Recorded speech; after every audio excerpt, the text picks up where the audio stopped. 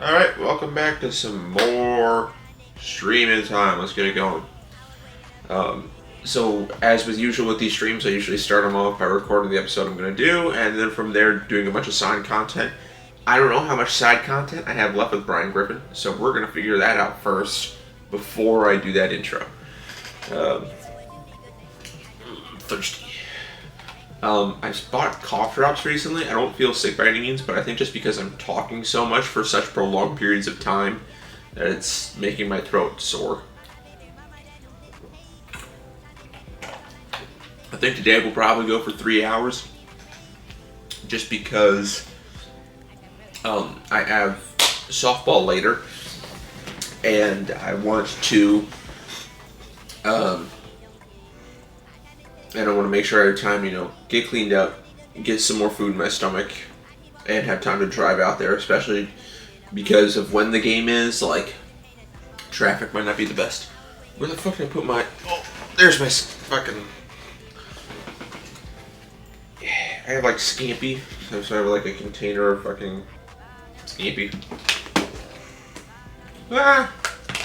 Condensation just hit my ankle. It was cold and I did not appreciate that. Okay, so if we look side content, we still have all of that's considered story, the Deep Warrens. I don't consider it story. I don't, so whatever. Can't go to Dragonspire, can't go to Marleybone. All that stuff in the Palace of Fire we could do, that's good. Stuff in the Royal Hall. Okay, and some stuff in Grizzleheim. So yeah, we have plenty, and then no available questions for okay. But we have plenty of side questing stuff that we can do, so that is all good. But let me get some of this in my stomach. Go!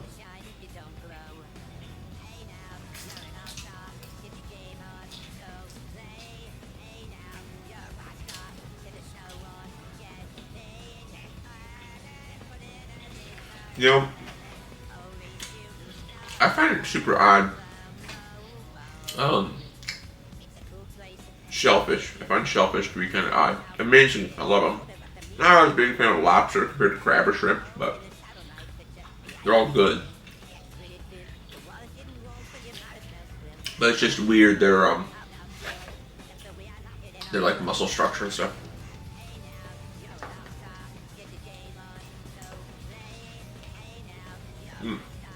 Alright.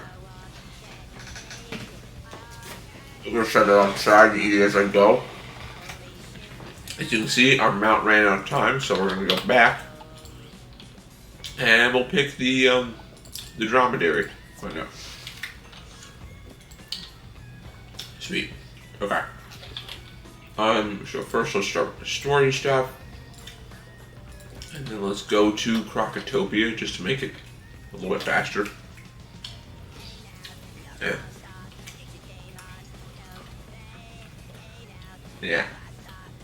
Yeah. Pasta really sticks in your teeth, yeah. So Crocotopia. Krakatoa. I need to get myself away from this place. Use a little few myself and we could.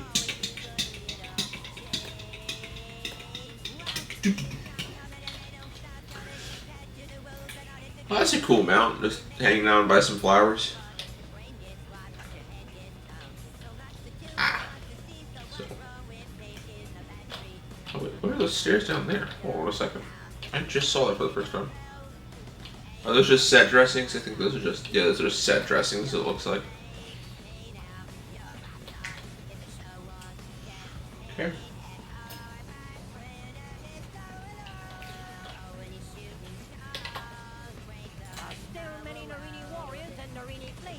Okay. And we're gonna start recording here. So we're recording good. Alright. 3, 2, 1. Alright, we're back to some more Wizard 101. Last time, Lieutenant Standish asked us to kill some Narini warriors and flame guardians. So, we're going to get onto that. As you can see, my mount has changed. The first one expired because it was only a 1-day mount. Same thing with this one. It's also only a 1-day mount. So it will run out by next episode, probably. Probably it will. Okay, I don't need Life Prism. They're elementals, so I don't need Legend Shield. I'll hit him with a Life Fury.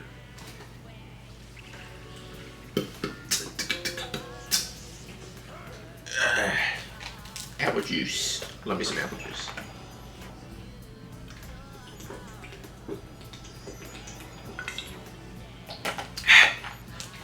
Okay. Ice shields are useless, you bitches, but Nature's Wrath. I don't think this will kill. Just because my boosted damage isn't up there, but tell me why. That is something I do want to boost. I also want to double check if I have Arch Mastery on this character yet. Because I think you get Arch Mastery at like level 50 naturally. But you can get it artificially through gear. More specifically, the cracked Arch Mastery Opal. Which is a tier jewel. So you can socket it into stuff with a tier jewel socket. I don't need that. And then hopefully, you know, you get an Aetham. You get an Aetham with a socket, you get a ring with a socket, and you get a what's the pennant with a socket. Right, you get all that stuff with a socket for tier, and so you can get 3 Arch Mastery at level, you know, 10 or 15 or 20 or whatever, and just have that you know, boosted. It doesn't boost like your attack or damage or anything, but it gives you the opportunity to do other spells, which is just useful. You know, it allows you to get power pips for other schools that also are still power pips for your school at the same time. So they're just double useful power pips, which is really, really good. Now, I'm not dual schooling or anything like this with Brian Griffin, which is... I don't recommend dual schooling. Here's the thing though, I think there is one boss though. I don't know if it's in a gauntlet or just in a skeleton key boss area. But literally his entire cheat is that you have to use spells from another school. So yeah, it's kind of frustrating. Boom. But that's just... There is some gimmicks or cheat fights where it's just frustrating, but that's how it goes. Oh, okay. So we still gotta fight more Narini warriors. Sorry, bud. He's got like the whole Van Helsing drip, but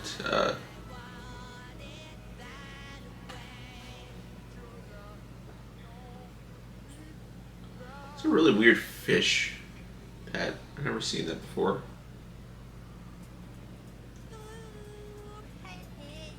I really hope those, well, it's just because we're locked in this. There we go. Once we're actually in the fight thing, it's not an issue.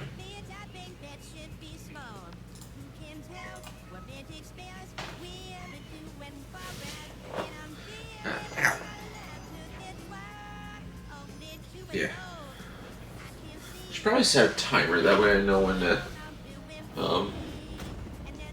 cut off stream. Okay, let's take it. Van Helsing shooting his shot. Okay, lightning bats aren't bad.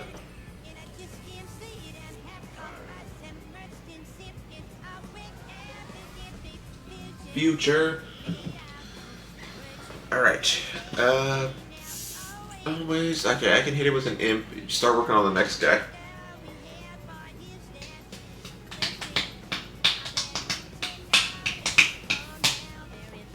Okay, cool. Love seeing that. Love seeing an enemy fizzle. Bloodbat, nothing crazy. It's livable. Oh, I prefer the one where it spits a hot loogie at you. Because most spells, well, most low-level spells, I should specify this, have, just because you see them so much, have like 2 animations, typically. But then as you go up higher in level, it's just one animation for a lot of spells. Just because, well, you're only going to see it once or twice because spell gets hit, it's death for everyone involved.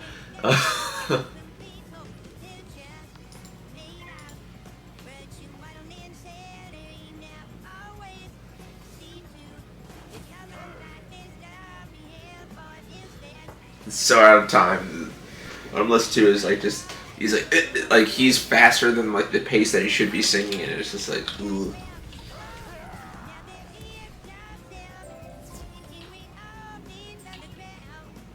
All right, now Flame Guardians, virtual reality. Yeah, then we'll defeat some Flame Guardians, and then I think after that we talk to Danforth again. No, not Danforth. Oh God, what was his name? Bismuth? No. Landish, Lieutenant Landish. I think it was his name, if I remember right. Could be getting it completely wrong. Standish was his fucking name. His name is Standish, Lieutenant Standish. Right. A lot of names are puns. I don't see one in that, but well, some are puns, some are references. So.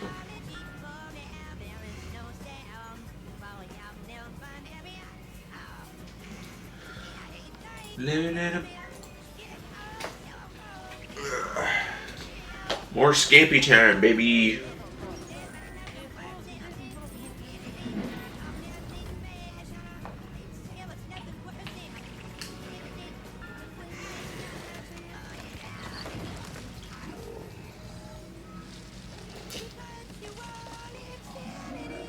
Okay, go Triad. Boom. Let's go. Woo. Got rid of one of their asses. Unfortunately, I have to fight 3. So I either need somebody to join this fight or I need to do another one, which sucks dick.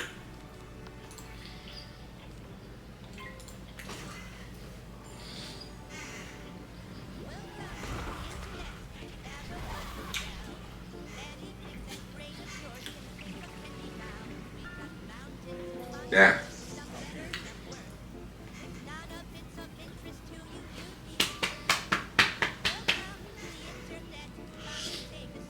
Okay, hit him with Leprechaun 2 times in a row. Alright. Ooh, sweet. Scorpion? Mmm. Mmm.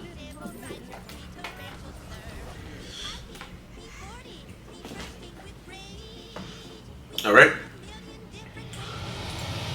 Boom, no Leprechaun.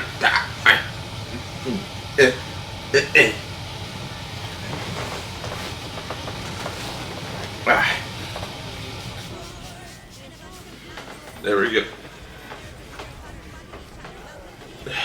Oh no, I'm dropping frames. Shit. That's not good.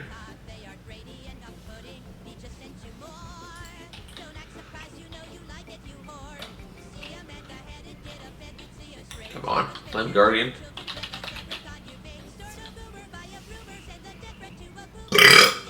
Ugh.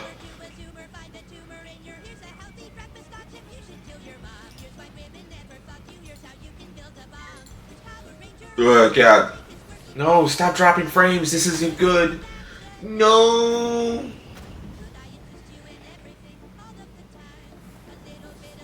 No, I keep dropping more and more frames. I'm dropping like a quarter of my, almost a third of my frames. This isn't good.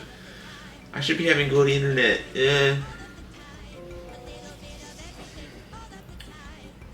I know.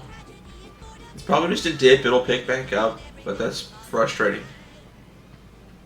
Okay, another Leaf Storm.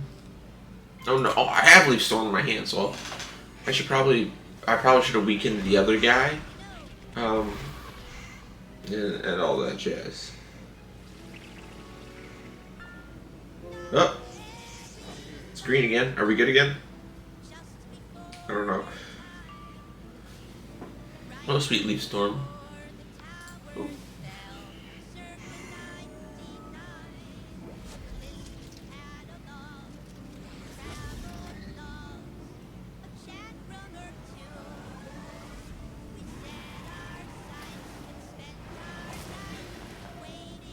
Yes, let's go.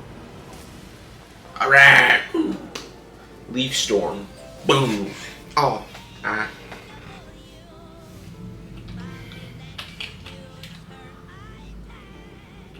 There we go.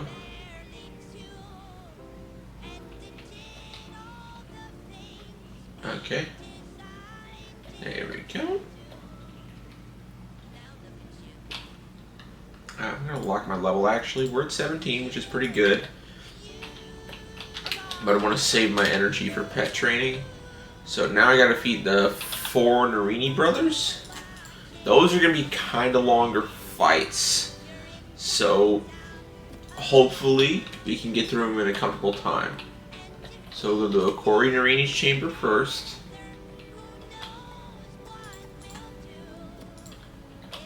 Boom.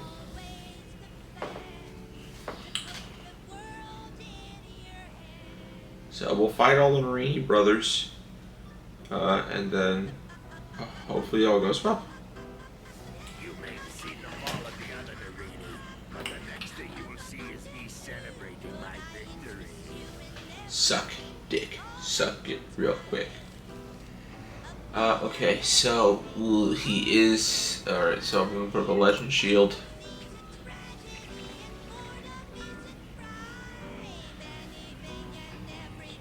I just hope he doesn't put up a life ward. Luckily I can take those down pretty easily with a wand hit and not waste anything.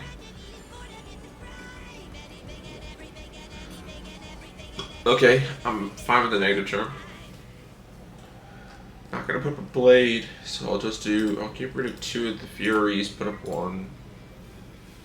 So. Ugh, God. So, ideally, I get rid of the warrior that's helping him, and then I take out him. But it might be all over the place. We'll see what I get in hand.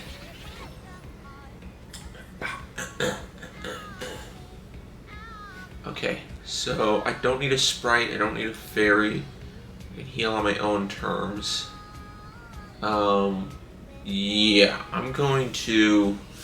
Ooh, how do I want to do this? Okay, I'm going to Minor Blessing and then hope for something good next hand.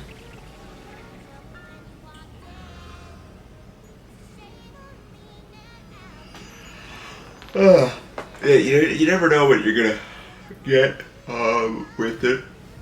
Okay, oh, sweet Leaf Storm. Send it. It won't kill, or it'll just fizzle. That's exactly what I want. Luckily, I pulled 2 Nature's Rats, I think. So I can cast at least one of those next turn. And get rid of the warrior, hopefully. Although I think the warrior has too much health for that. Okay, so yeah, we're gonna cast Nature's Wrath on the warrior. Not the ultimate warrior, just an Narini warrior. Fuck off advertisement.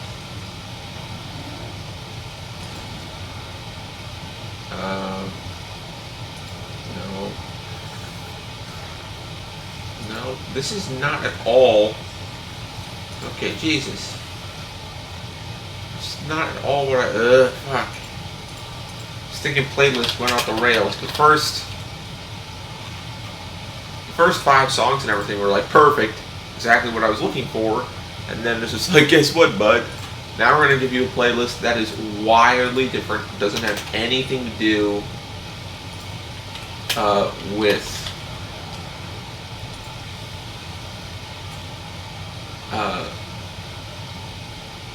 it whatsoever.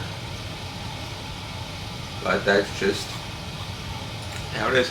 I'm going to do Fairy real quick just to juice myself back up. Because you gotta get that juice. Fucking freezing, man. We got our AC fixed if you're curious. And, yeah. So now the house went from, being 80, 83 degrees. Now it's a brisk 70. And I am freezing my nuts off. I want that like 73, 74 kind of range, That's like where I'm kind of comfortable. So, do a minor blessing. Or 15 minutes on the episode, but obviously that's going to get cut down and shortened, so it's no big deal. I just don't want it to be like 30 minutes, because then I have to edit that down to like 10. I mean, it's doable, but... Alright, we're going to do a Nature's Wrath, and then probably a Leprechaun after that.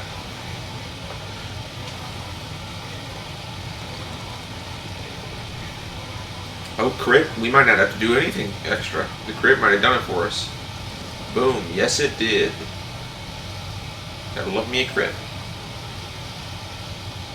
Ooh. Is anything better than what we're rocking with? Objectively worse. Although it does have the tier socket, so we could work on Arc Mastery, but beyond that, it's not really much better. See, I want it to not only be a better Aether than what I'm using, but also... Okay, so Edo would be the next one I want to fight. Edo? But I don't want it to only be something that has a tier socket so I can put the Arc Mastery gem in it. But I also, or Jewel I should say, but I also want it to be, you know, give me more health, more mana, more pip chance, everything that I need. I don't want it to be, you know, kind of a one-trick sort of thing. I mean, with gear, you always have to make compromises. Okay, do you want higher this stat, and worrying about health and mana aren't really that important, especially later on, before I want to worry about, you know, your other stats, but still. Okay, heal it. There we go.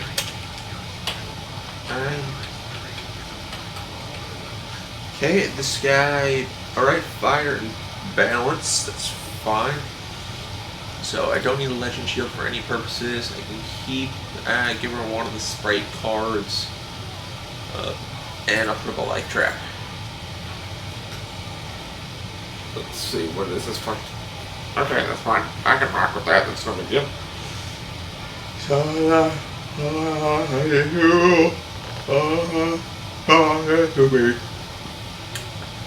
Alright, and then I'm gonna do Life Fury on the Golem.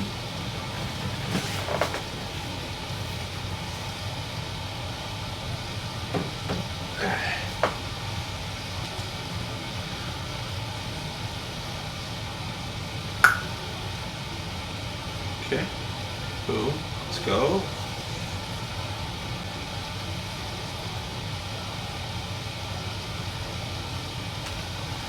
Alright, so I don't need a prism. I'm gonna cast Nature's Wrath on the Edo. Alright, I probably have to heal next turn if I can. Just because this is gonna be a decent 400 or something. 373, that was close. Oh well, plus the, just thinking that, I don't know what those are called. Because I know like warts and traps are those, and then you have blades, but then they're also called like charms, is like another, whatever. Alright, but I'm just gonna do a minor blessing. Because I'm low on pips, I just need some sort of fucking pick me up. Boom.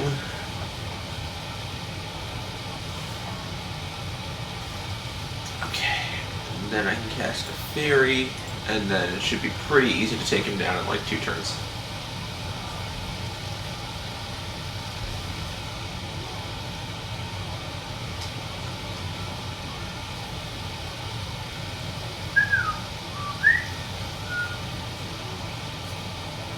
I do need to figure out though how to learn certain spells, like because I need to learn Feint and like Balance Blade or some other stuff like that. But I don't want to like waste a bunch of pips. I'll put a plate on myself. Ow! Knee.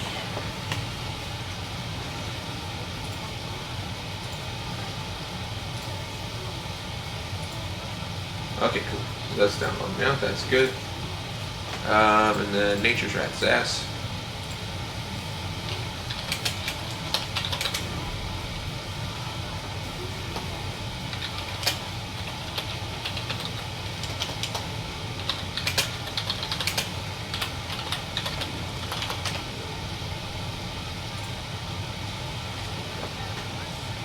Okay. Faint. Tower. No, Tower Shift from Ice is bad. Satyr from Life? Not really needed. Damage and Chance, yep. Yeah, Aegis, Indemnity, Sharpen.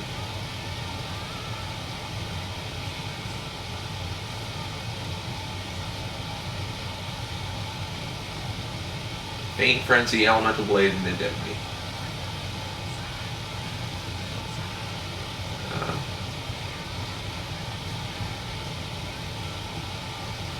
Okay.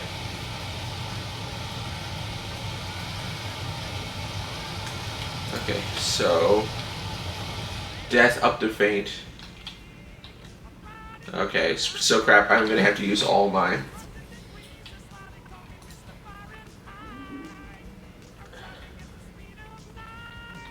Boom, and then I gotta defeat Shinerini, so going to the teleporter would be best. I don't want to waste my time because I'm already at 21 minutes on the recording, and I still have 2 more fights. Let's give me your cow. But this running back and forth stuff, I'm out.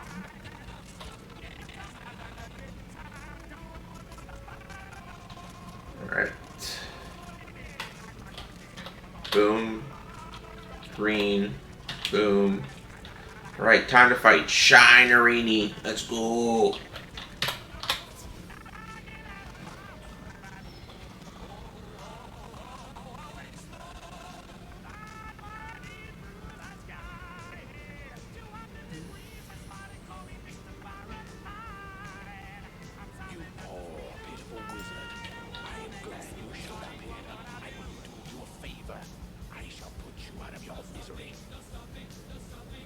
No, don't do Ice Up. You don't need Tower Shield. Do not do Ice Up to Tower Shield. It is a fucking waste of pips.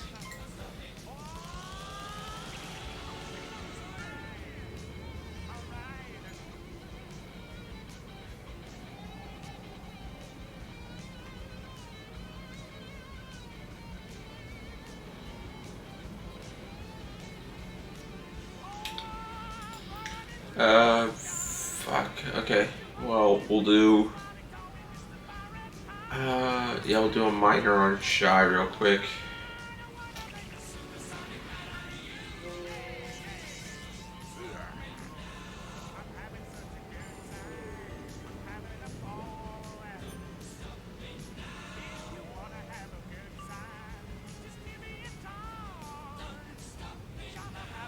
Okay.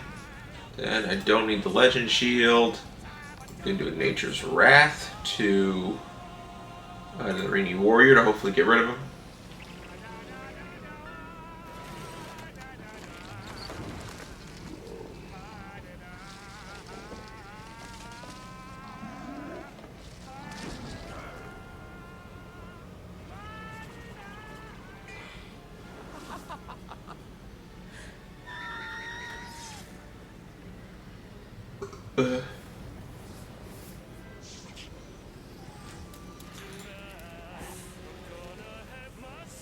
I just listened to this song.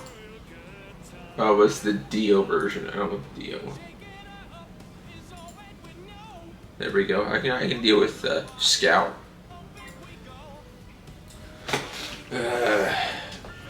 Come on. Get Leprechaun, get rid of the fucking warrior's ass. Suicide for Orphan. Bah! Let's go. Woo! Son. Always be warm. No, it so really matters to me. Look around. I'm out of touch. You're out of touch. I still wait up in your world.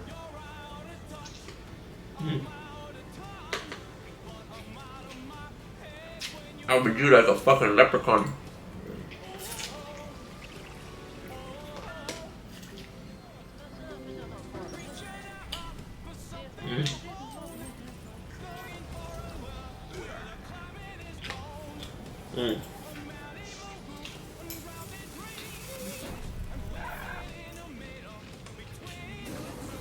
Dreams.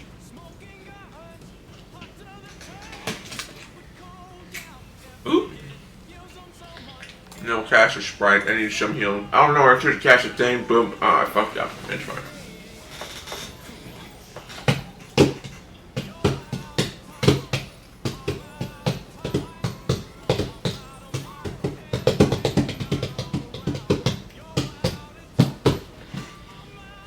Alright. Doesn't matter. Get myself a fairy. Get back to full juice. Cast some furies on him. And we'll be all fine and dandy.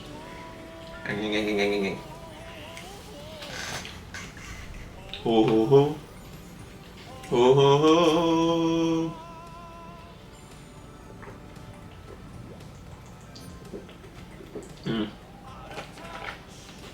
Okay. Oh, dude, yeah, I can just can't kill him with life here. Oh. We'll see, because I have that negative blade on me. I'm not a touch, but I'm not on my head. Yeah, it didn't kill. We're gonna kill him with the next hit, though. You know we are. Hey, when you're not around.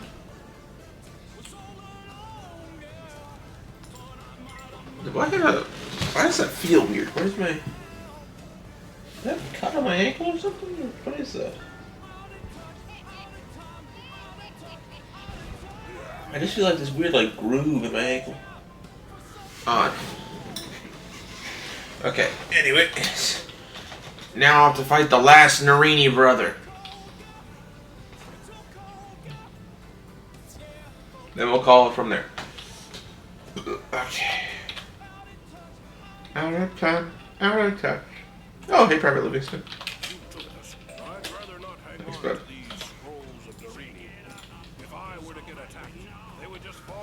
No. Oh, is this just out of touch by the whole? Oh, I don't want to listen to out of touch fucking 8 times.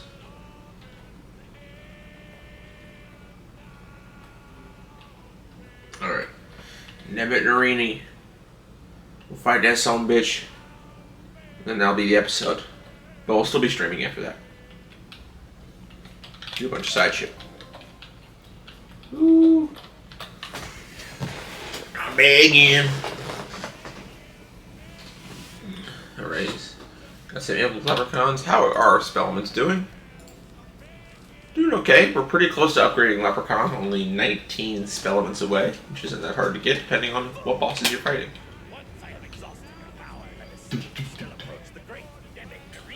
Oh, that's right. I know the spellman page popped up like I normally do on my browser.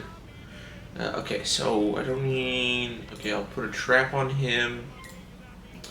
I'll trap, pass, unless I have like a 0 cost thing that I can do. And then I'm going to Leaf Storm, and hopefully that should kill. Hopefully that should kill. Okay, I'll do a Minor Blessing just in case, because they're going to try to hit me for stuff.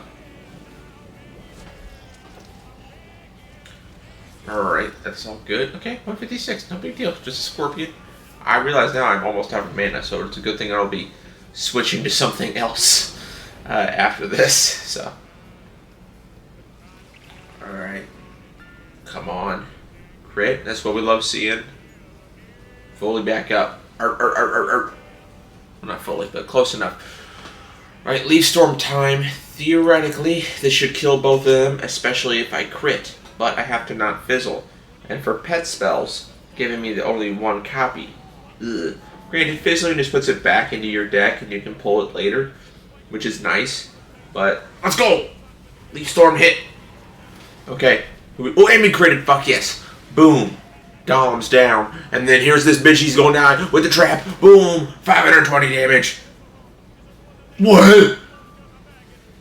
Bullshit. Alright, let's embarrass him with a fucking Susan Horfin fucking leprechaun.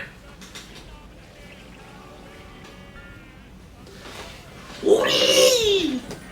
Hey, Susan Horfin. Get fucked. Fuck. That's what we love seeing. Alright, cool. We got all the Narini brothers done. They're fucking dead. Alright. Well, that's going to do it for this episode. Thank you for watching, and y'all have a good one. Okay, if you're still here with us in the stream, we're gonna keep going. We're not gonna do the questing stuff anymore, but we are still gonna be streaming. So first I want to do some pet training and then unlock my level. Talk to Zane real quick. Just because I am super close to leveling up, and with the XP like I have gotten or I'm about to get, it would behoove me to unlock my level right now. Plus I have to build my mana back up. It's kind of low. So if I want to do like any more like questing revolving around like fighting and stuff, I have to make sure that I have enough mana to cast spells and junk. So we also can use our 6 training points to start work on training Feint. That way we have some more utility spells.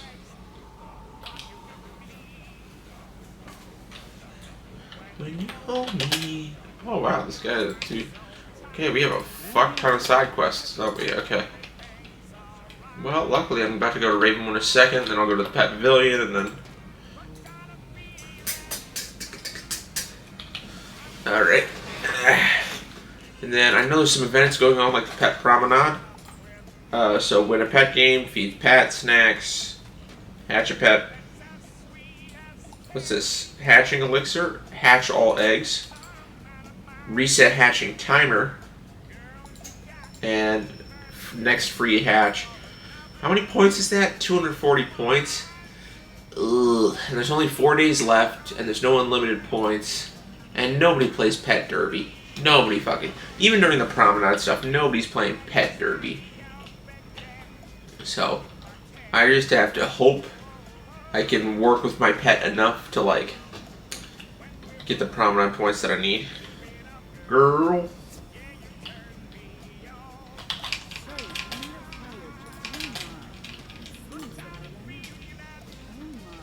There we go. Thank you. I will talk to Gustav in a little bit. But I'm also going to talk to Malorn. Actually, no, I'm going to go to Nightside to do it. That way I can see all the spells and see what I need. But first, let's go to the Pet Pavilion, which is like right across from Nightside, so it's also even closer than if I were to run there. Whee!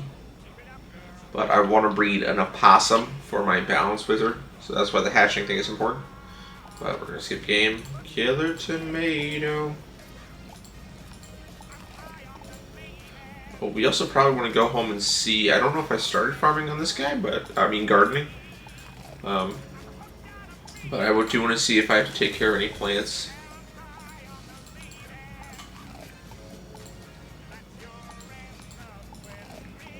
Okay. So I ran through my energy, so now I can go to character and unlock my level. Yes. It should go boom. Yep, it did. And then Melinda's Woo's like, hey, now that you're high enough level, I can teach you another spell. But now that I have more energy, I can train my pet and get it up to level boom. Stormproof? Really? Stormproof? I mean, I'll take it. It is a defensive stat. It's not awful, but I'm going to have to 100% breed a new one. Like I told you, I love Chief Chance. He was perfect up until now. Browse pets. Kookaburra. Browse pets by type.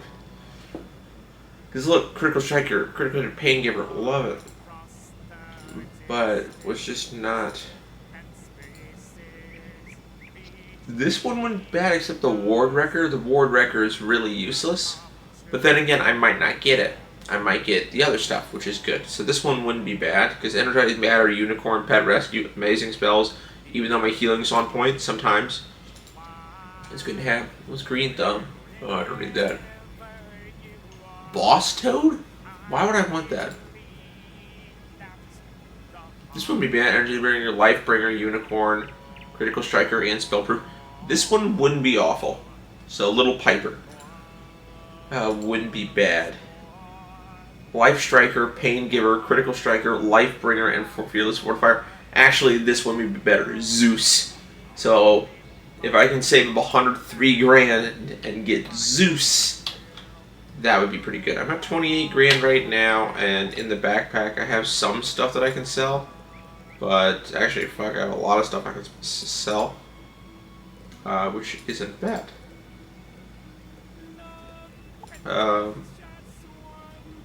Yeah.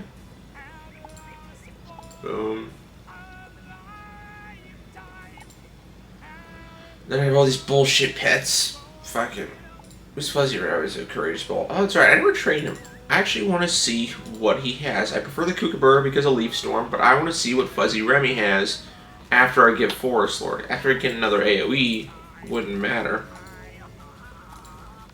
So I can start training him in the spare in the interim, while I get enough gold to hatch another Kookaburra. But for now, he's not awful. The Courageous Bull Pet is pretty good for Life Wizards in terms of like giving you another blade and things. And there's also an opossum pet that wouldn't be awful that I could look into. I can't remember what it's called exactly, but there is a life opossum that's like that has some decent spells that it gives.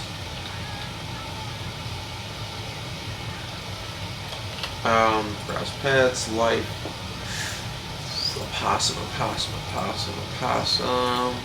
It has like a modifier for it. Lively opossum. There it is. Because yeah, it gives you a blade, a blade storm, and a piercing ward. So he's not awful, and then obviously I can just train with a Kookaburra who has like these great things, and then I just find one that has like Life Striker, Life Assailant, Critical Striker, you know, and then Spellproof and Guardian Wall aren't horrible, but I really just want straight up hitting power. Like pure Balance Blade. Well, no, it doesn't give balance. So Balance Blade, that'd be another blade. So I just like blade, just put on so many fucking blades. That'd be good. Life Assailant, Critical Striker, Lifebringer. This one wouldn't be bad. Chester wouldn't be bad to hatch with. But I'm guaranteed I can find one that has stuff that I like and then hope for the best. I mean, that's the biggest thing with pet training is Life Striker, Life Assailant, Critical Striker, Critical Hitter, and Spellproof, which isn't horrible, but if it swaps out with Pain Giver, oh my god, that'd be chef's kiss. That'd be a good one to get. But again, it's still like 100 grand. So I'm going to be switching back, though, to Cheap Chance, because he is just objectively better. And then Pet Promenade. Ooh, now I got some pet snacks. Kind of shitty ones, but I got some pet snacks. Feed Pet Snack, Hatch a Pet, Feed Pet Snacks for happiness. Oh, I can do that. Offer snack for happiness.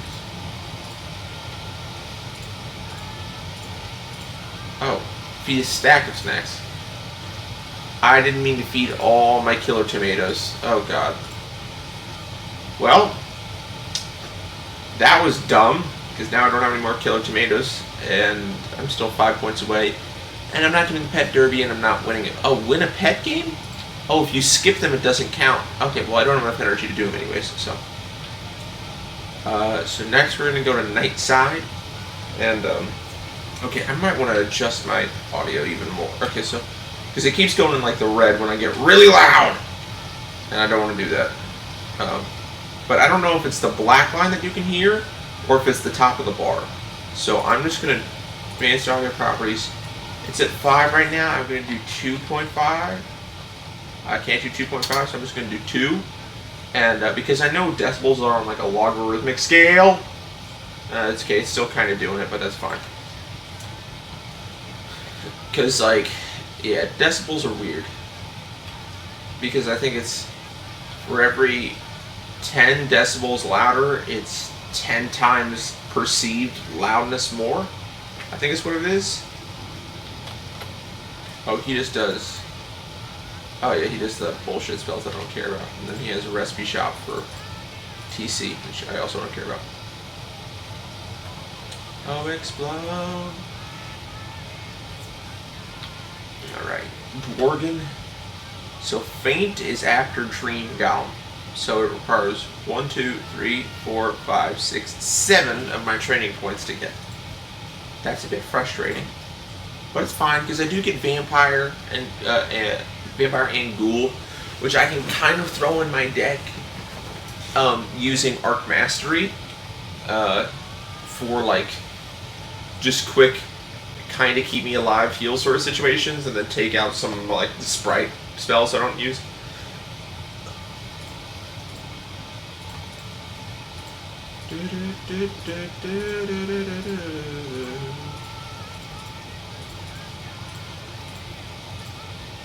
Okay.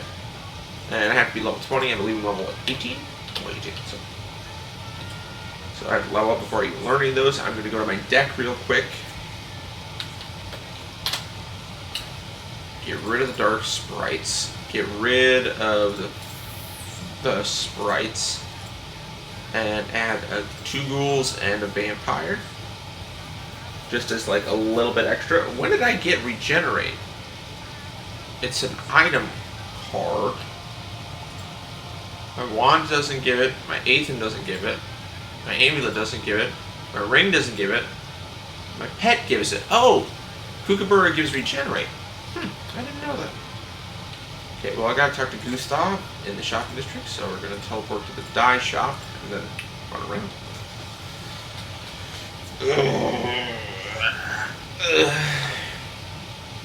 We.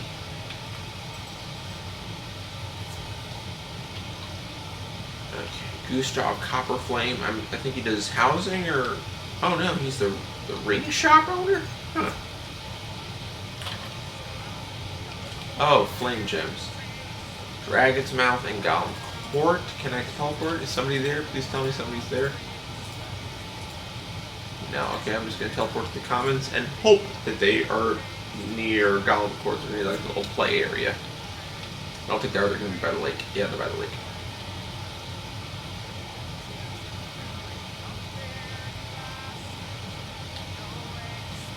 Alright.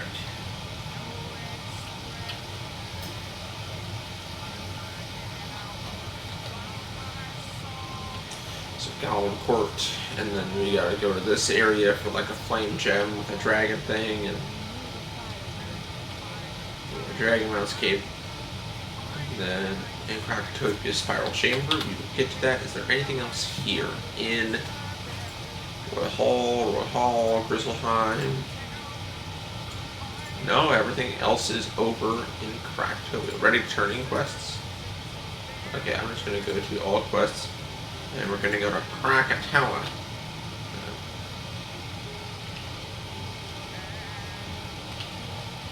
So yeah, we'll go to Krakatopia, and then... Oh no, first, before we go to Krakatopia, I'll go to my house real quick, check out my plants. And see, I was right. Ooh, but I don't have the energy. Fuck, I didn't even think about that. Oh, these require 3. Fuck, I'm sorry guys, I don't have enough to help you right now. Well, I'll be back in like, I don't know, 20 minutes, I guess? I might have some more energy at that point. I gotta go to Krakatopia.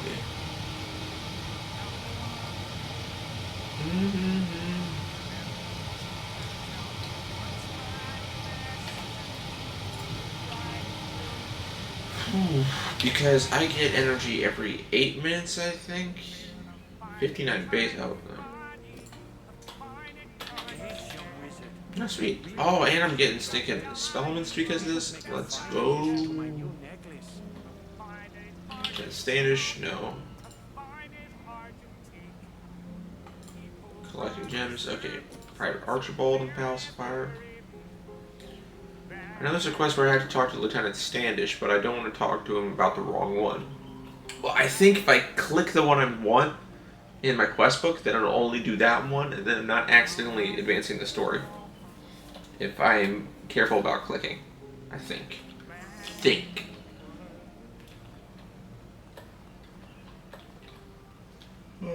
Is that this here? That is this here? Oh, no. Don't talk to Lieutenant Standish unless I pick this specific quest. Boom.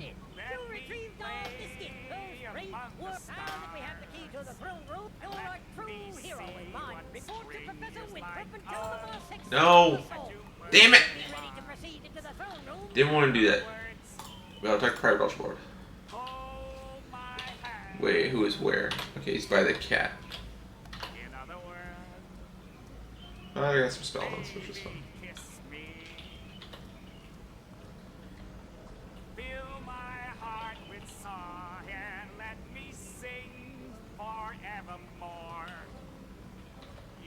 Alright, so private archball. This should be to my right. Collect some gems. Yeah, I have to like pick up gems that are on the ground.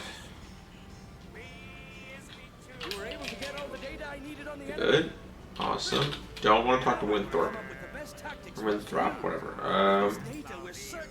Flame Servants?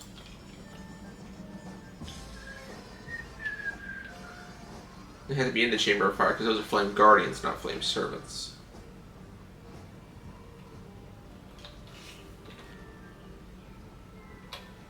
It'll be easier if I just say go to the Oasis and then walk the other way.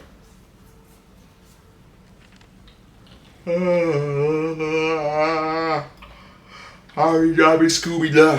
Alright. Alright, we're gonna go back in here.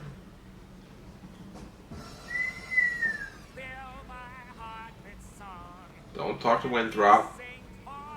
Don't. That's story. Don't want to talk to him. I worship. Okay, so we want to go by the far hall. And there's some flame servants. Let's go. Boom.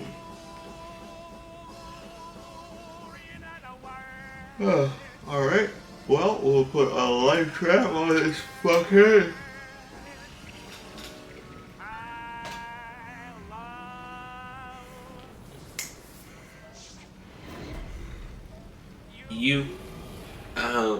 Okay.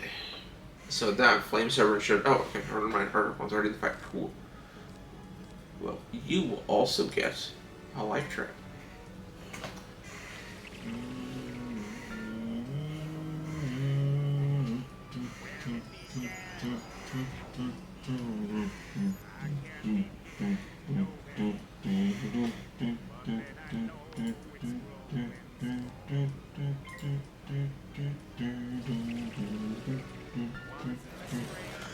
Okay. H's Wrath, whip his bitch ass, get rid of the Flame Servant. Alright, okay. Okay, cool, that's all loading in fine. Is it loading in at... Yeah, that's what I want. Okay, cool. I don't know how well they'll load in. Oh, I'm loading in fine. I'm just kind of to see. Okay, I'm gonna pass, because then I can hit him with a Leprechaun, potentially.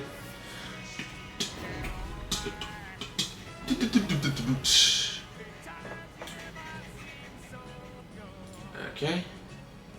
Okay,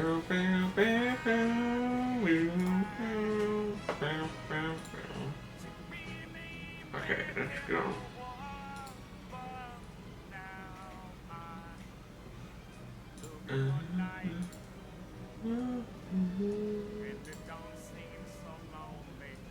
Okay.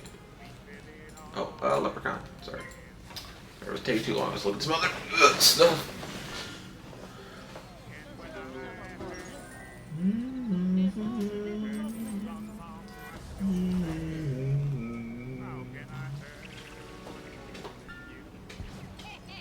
Wait, what time do I work tomorrow? Do I work in the evening or the morning? It's a very important question. I think I work in the evening because I'm pretty sure I was going to hate not who I was working with, but the time of the day combined with the personality, you know, sometimes. Okay, I work in the evening. Alright, that's cool. Means I could stream in the morning tomorrow, or I'll probably just do editing, I don't know. One of the two.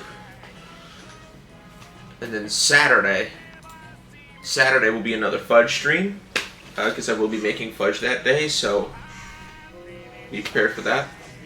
Hopefully, provided we have cones. Granted, I could have somebody make cones, bounce out, and help if need be, so it shouldn't be that big video. Okay, now I gotta talk to Robert Lancaster. Where is he? Since he's on the top area, it'd be making more sense for me to just go to him and then go back to the teleporter, then go up all that ramps, because I hate going up the ramps.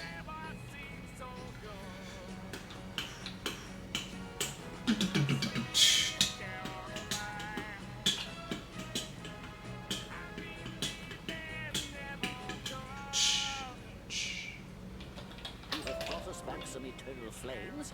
Jolly good. I will not Winthrop, no, we're going to talk to Zane. here any longer. Thank you, my friend. Got some more Spellemans, which is good. Actually, how close is Leprechaun to upgrading? Oop. Oh, it's only 14 away.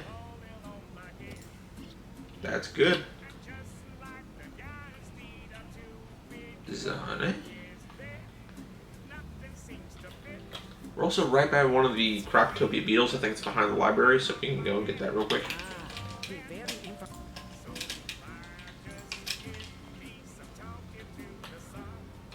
Ooh, bookworm. And Massive Historian. I earned 2 badges just now. Let's go. Oh, there's the beetle I was talking about.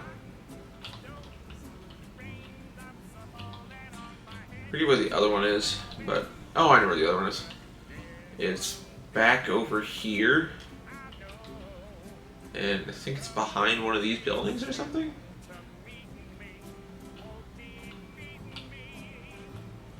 No, it's over there. It's okay. It's on the other platform. But yeah, I knew it was behind some buildings. Boom, boom. There we go. I always remember this song from Hellboy. Alright, and then we'll talk to Gordon. Actually, no, we'll talk to Hedgeldim.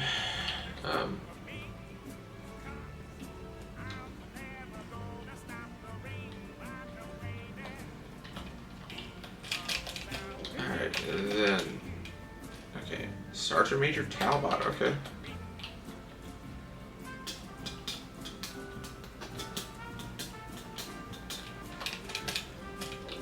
Actually, how does their ranking system work?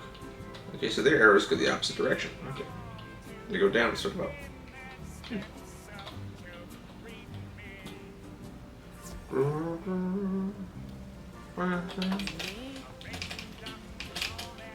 Wow, okay. Just keep fucking... There we go. Slime him endure. Oh, okay. Oh, okay. Great. Alright. I need to get some pasta.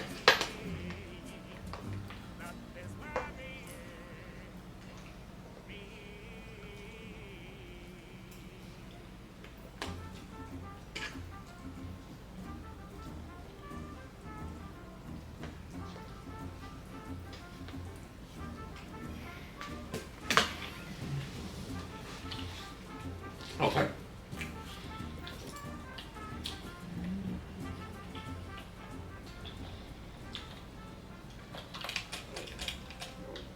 Cool.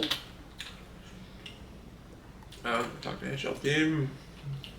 I want to go to wherever the closest quest is first. That's not story. Get that done with and then go. And now I have enough energy. I can actually go. Use the well by the shops. Now I can actually go back to my house, take care of my plants. Okay.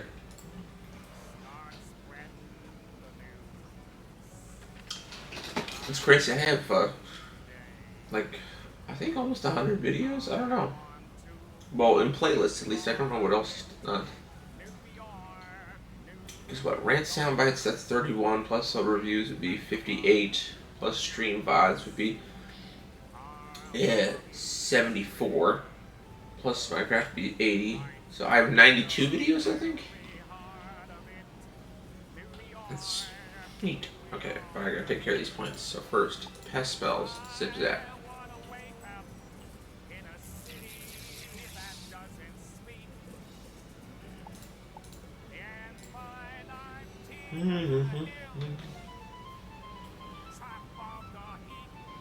Alright. Here's some more music for you. Then do pollination, and then water, and then they'll be all good, right as rain. I do want to save up enough gold to get the Red Barn Farm, because obviously plants like the Red Barn Farm, and it's also just a lot of open land, so it's great for, well, it's literally called a farm, so it's literally great for gardening.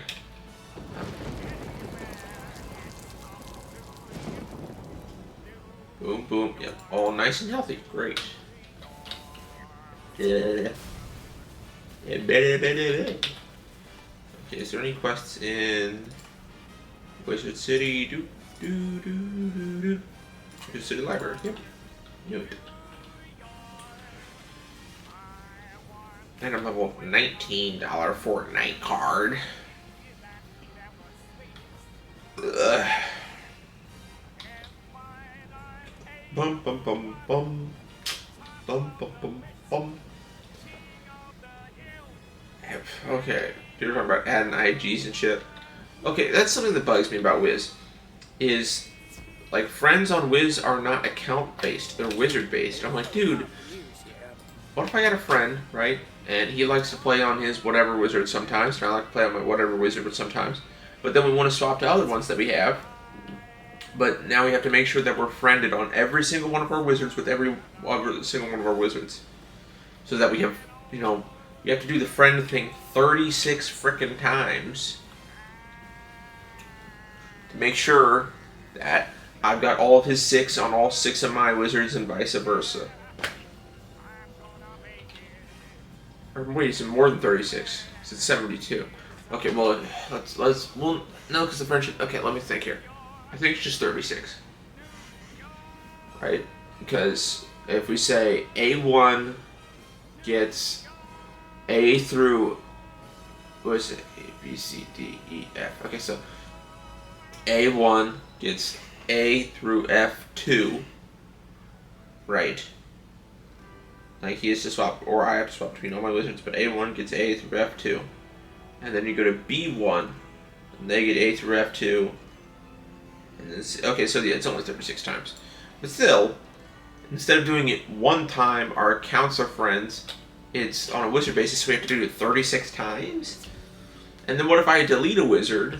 Then we gotta do it 6 times again, and everything like that.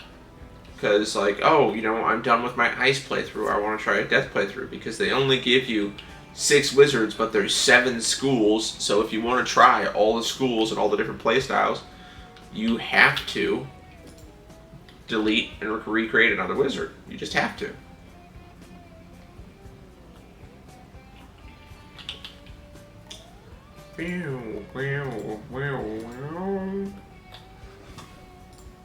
But that's just the thing that frustrates me. Okay, I know a lot of people like Freebird. I'm not the biggest fan of the song because it's just way too long.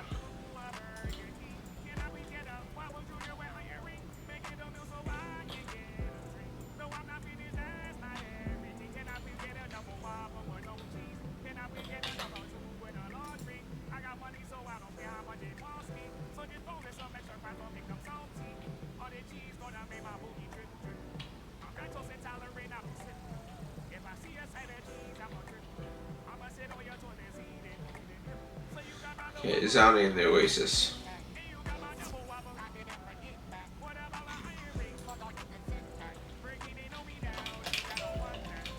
Let's go, more Imp and Leprechaun stuff. Veteran Sellsword. Actually, no, wait, let's go back to the Deep Warrens. I know it's labeled as story, but I don't consider the Deep Warrens to be part of the story. Like, I could avoid that and just do the main storyline, and I don't think it's going to affect me, at least not to my knowledge. So, it has the stars on it, but I don't really count it. It has the stars on it the same way Grizzleheim has the stars on it. I don't really need to do it, but at the same time, I kind of need to do it. It's weird. It's like in a weird gray area.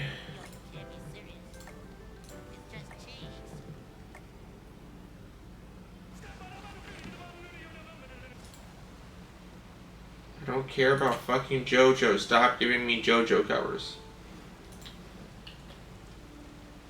I know a lot of people like JoJo, and I don't dislike it. It's not for me. Right, it's not the style of anime that I watch. I watch dumb anime. I like watching dumb anime. It's fun. It's enjoyable. It's relaxing. Do I zone out from time to time? Absolutely. Right, and I still like action animes. Don't get me wrong. But yeah, I like ones where it's just straight up stupid.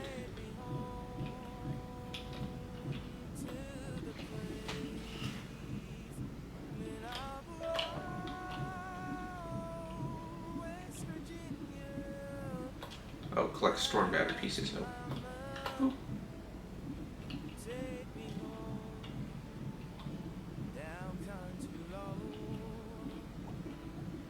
Good old AI Kanye. Kanye-I. Oop.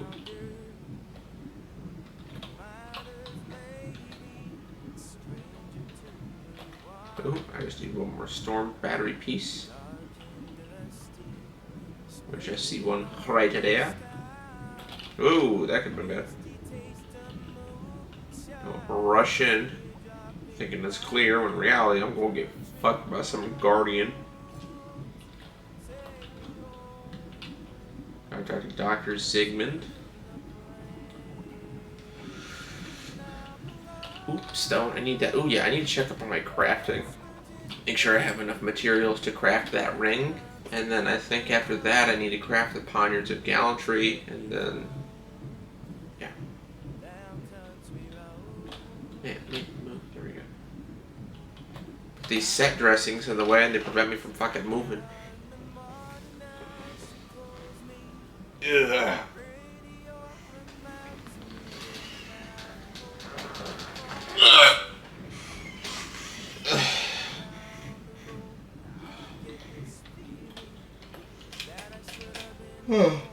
Defeat telluric eels and collect lightning seeds? The fuck is a lightning seed?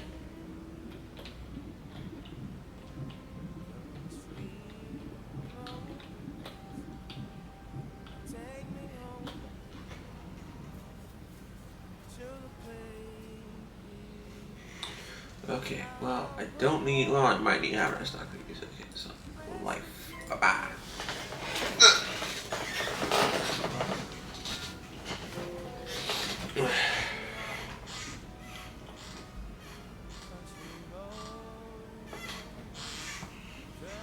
Okay, Nature's Wrath. Get fucked.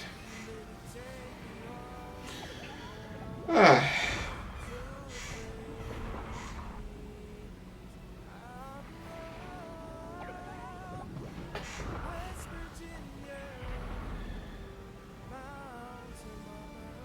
So I know it's just fucking her.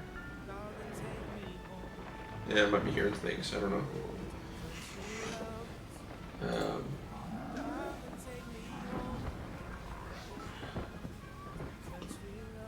Oh no, I didn't mean to do that. I meant to do right click that, you, leprechaun, you, here, thank you, and then search this, boom, and then, okay, cool. Ah! Ugh.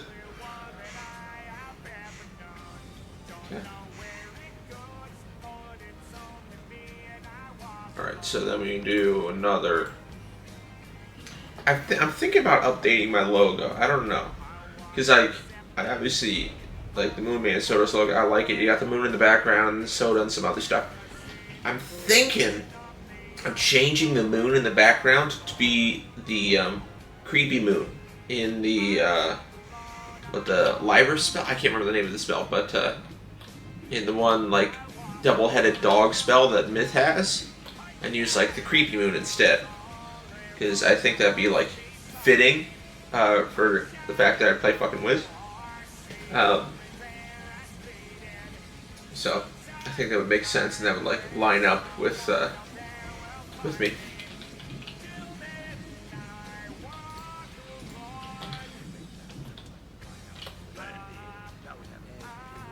Oh no, I want to mute that. There we go. Boom, boom. Okay, and then fix the storm batteries. These things. Boom. Fix. Boom. Fix. And number 3, call me a goddamn electrician. Dr. Zygmunt. Then King Thermidor, the cannibalist himself. Everything's alright. Okay, King Thermidor.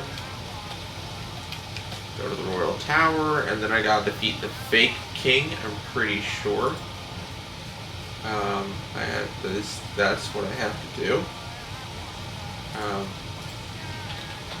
Okay, Royal Tower. Fake king.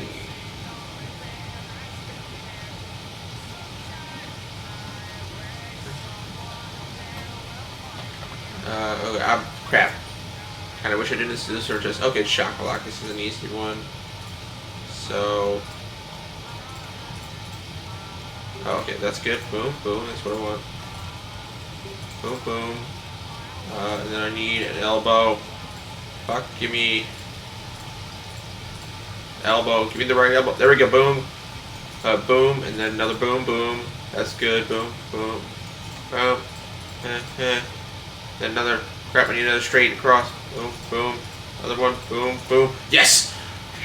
Got it in time. That was a sketch one. But I got it. That's the important thing. Whew. Let's go. I won. Woo! Yippee! To quote Grandpa Joe. Alright, then I gotta go to the Royal Tower. Whee! Thing that's beating.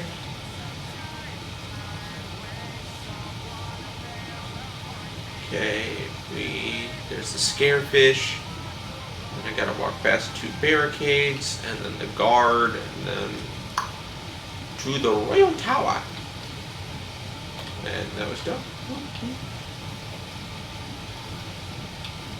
Thought I could cut through there, but I was wrong. Hello, Wardwick.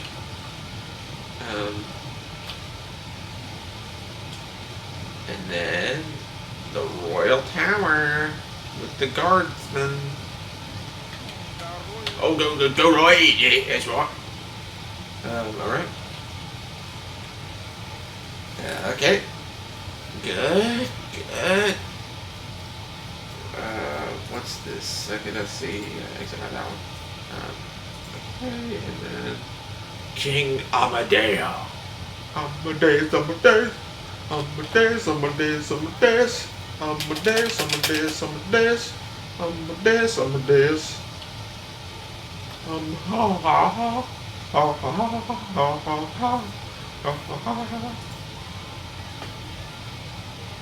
Okay, so I'm gonna get rid of Fairy right there, do a life trap.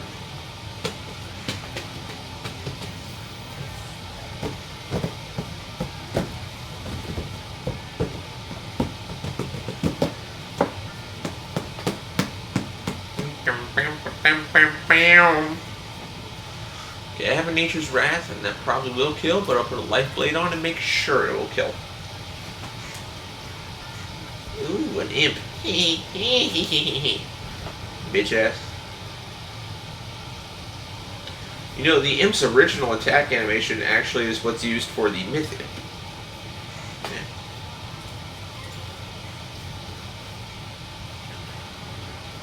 Those who wait.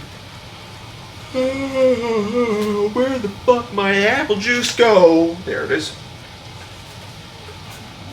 Apple juice, baby. Honestly, with how tired I am, I might want to grab. I might want to grab a Kyle, but we'll see.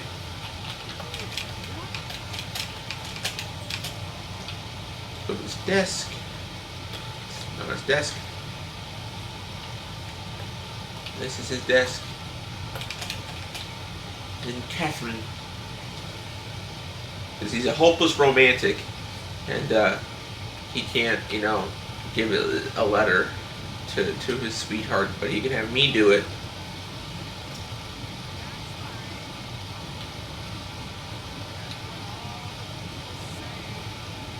Alright. Oh crap, she across, okay. I'll just stand on this little patch and then okay. Okay, I gotta be careful, I gotta be patient. There we go. Snuck behind, boom boom, let's go. Hello, Catherine. Still got that spoon in hand. And now I gotta talk to Thermidor again. I wish I would have put down teleportation things, but I didn't because I'm a dummy. A big old dumb poopy head. Ooh, shell. Oh, I want to grab that kelp, but it's right in front of the dude and I don't want to wait. There's some stone though. Or never mind, that's the base of the fucking lamp. Yeah.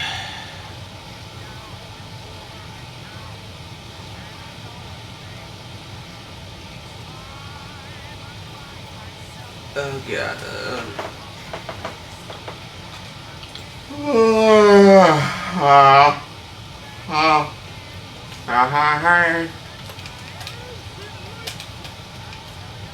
Summer Sunblade and Triton Avenue.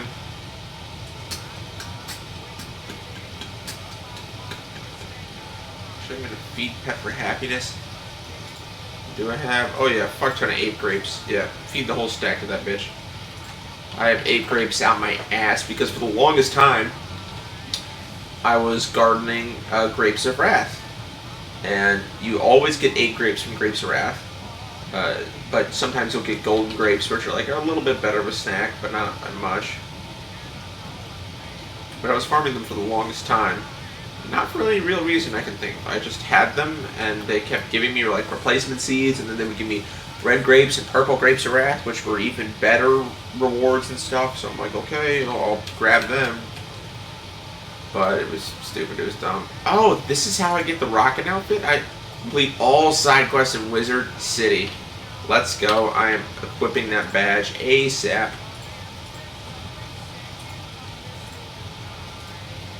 Overachiever? Overachiever. There it is. Equip badge. Alright, that's awesome.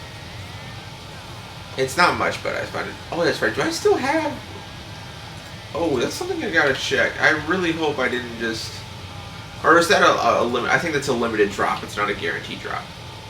On one of my balance wizard that I have, I defeated Roberto and I got his rapier, which is a really cool looking wand.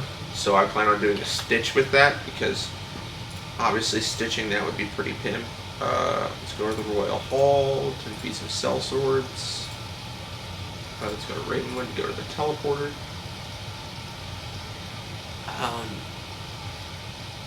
Yeah. I am going to take a piss and grab a Kyle, so 1 second.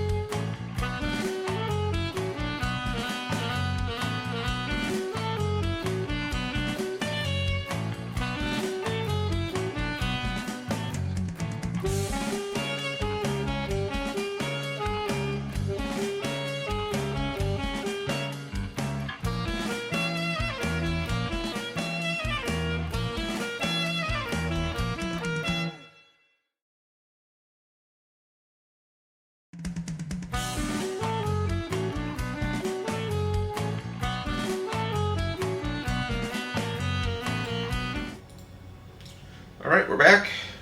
I got myself a Kyle, aka a monster.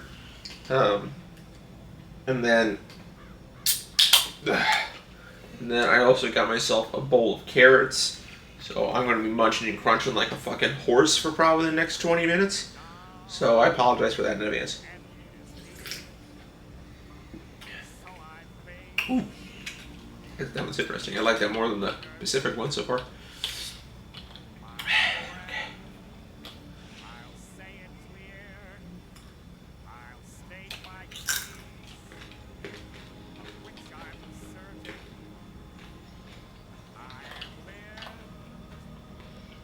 Crack Tower.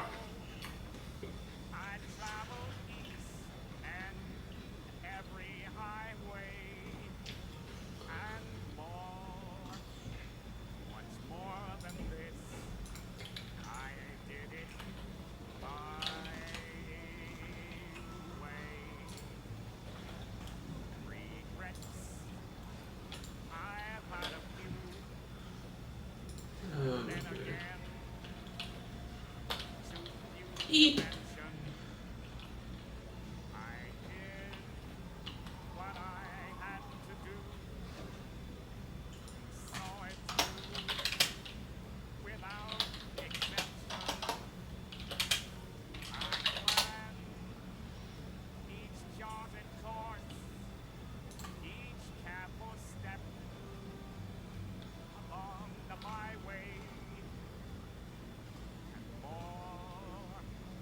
Oh, this isn't. That's not what I want.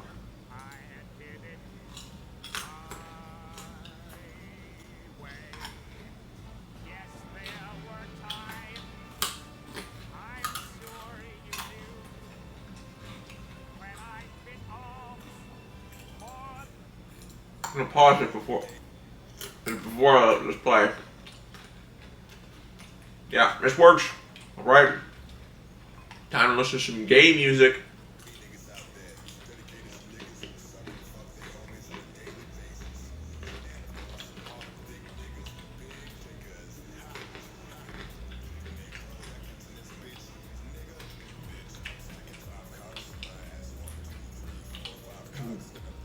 Alright.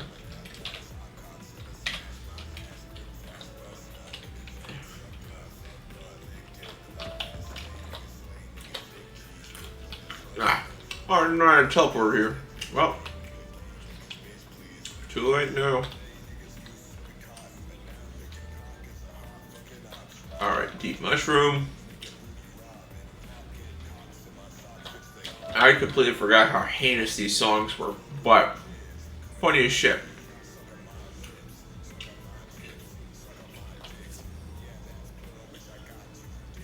What?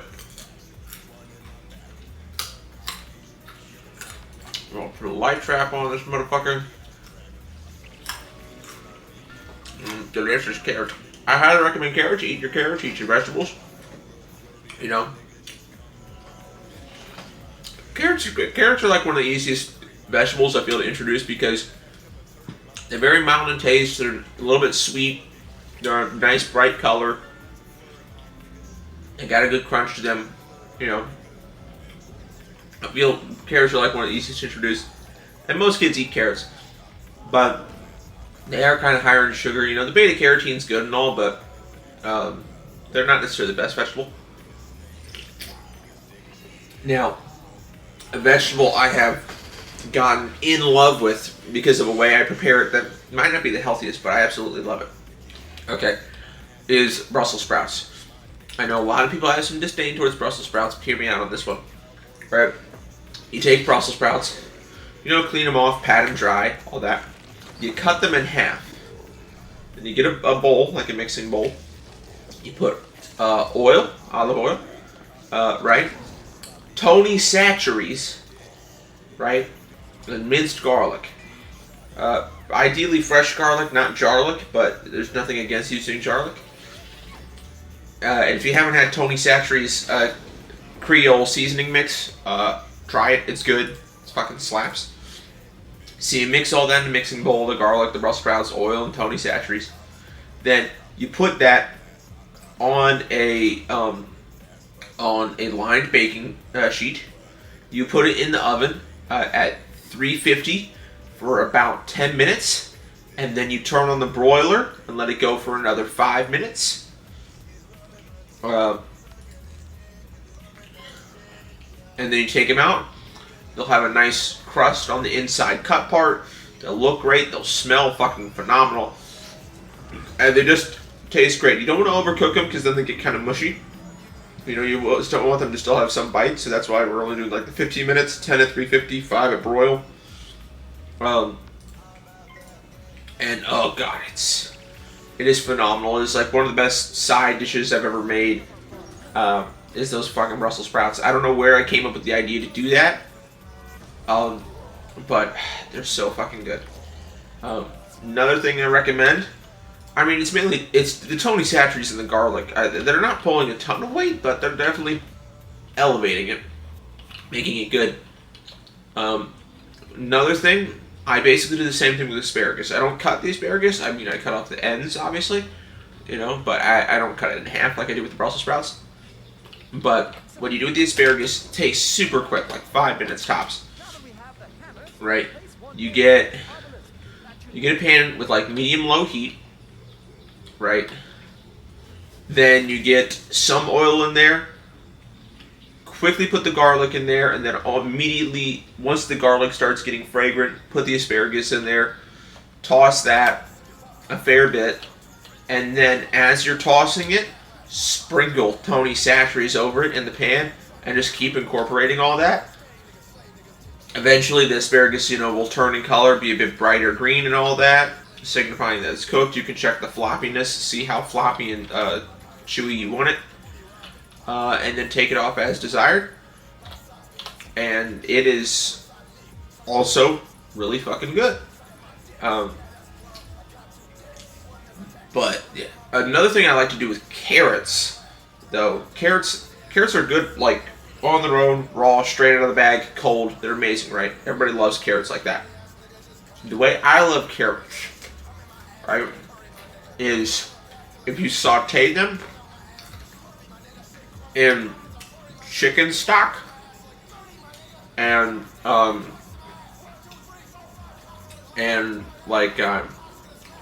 just like rendered down chicken fat. Like not even chicken stock, like rendered down chicken fat is like one of the best cooking mediums for damn near anything. But it's fucking amazing for carrots.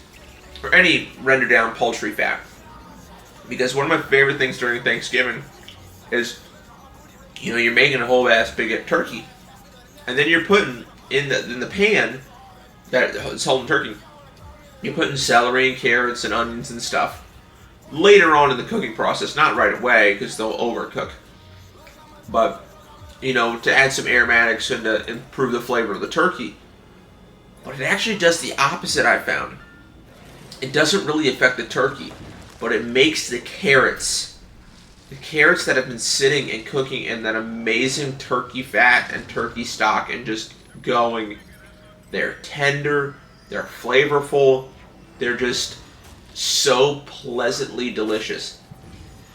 And that's like one of my favorite things about carrots is that. Is when you cook them down in some rendered poultry fat and they just become delicious. Welcome back. I'm listening to some very inappropriate music. I don't know if it's necessarily appropriate for you, but we're cool. So, yeah, I'm talking about carrots. Carrots are really good.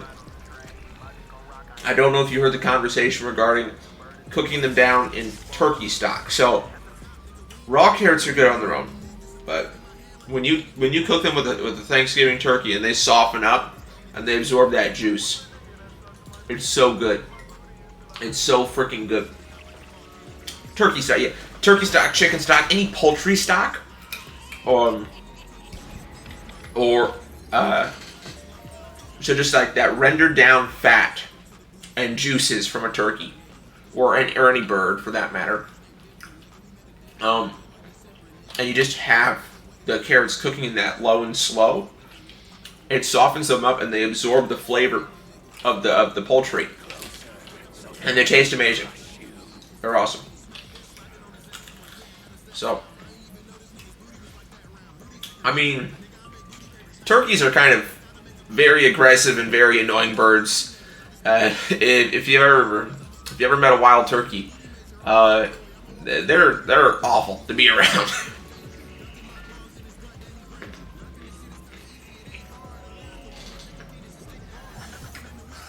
But yeah, turkeys are also just interesting birds in the way they vary in size and things. I mean, all animal species, including humans, have a variety of sizes and shapes. But I find turkeys, but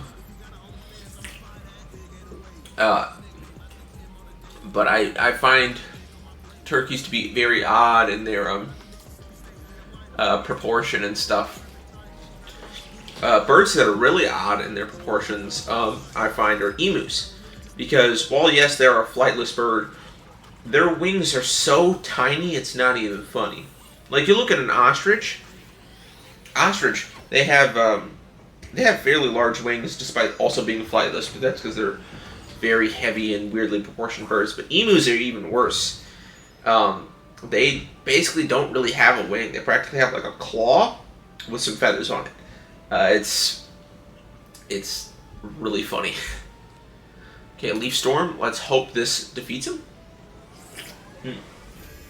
I think I can actually pull up a photo reference of an emu wing one real quick.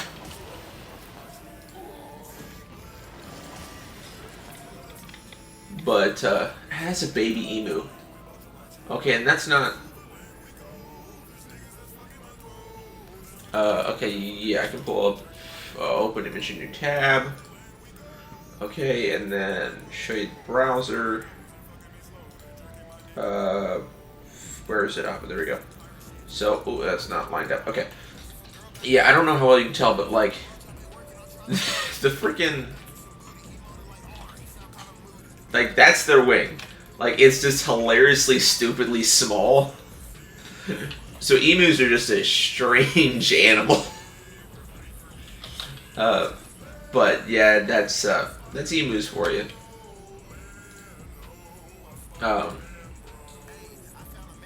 But yeah, they're not necessarily the most adept birds. There's another bird and it's eluding me as to its name, but I think it's a shoebill. Yes, it's a shoebill stork. These things are freaking terrifying. So, no, that's not really. But this is a shoebill stork, and they're loud, but not in the way like vocally. They clap their beak at a super high rate and make this like machine gun like noise.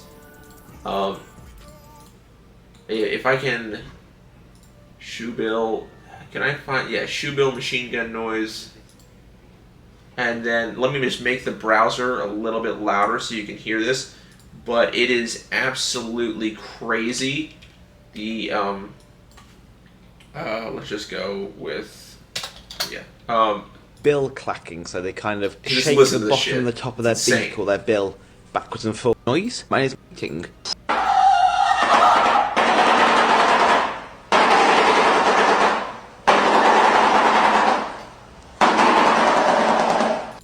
Yeah, they just do that. Like, that is just what they default to sound-wise, and it is scary for sure.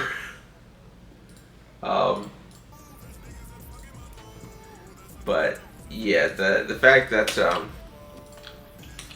the fact that where am I going with this? Sound emitter. The fact that they just go that hard noise-wise with their beaks is terrifying, but nevertheless, they are a really cool animal. Shoebill storks. I'm trying to think if there's any other birds that like stand out in my mind. Albatrosses are obviously really cool, really large bird species. Um, but I'm not an ornithologist. I can't give you every single bird fact under the sun. But there are definitely some interesting birds and some interesting species. Penguins are obviously hilarious. Penguins have... I could hardly even call them birds because the way their feather structure is, they're like fat deposits and stuff. Like, yeah, they're birds, but I feel in name only. I don't know if they have hollow bones or not. I'd have to see if they do, because that's actually really... Do penguins have hollow bones?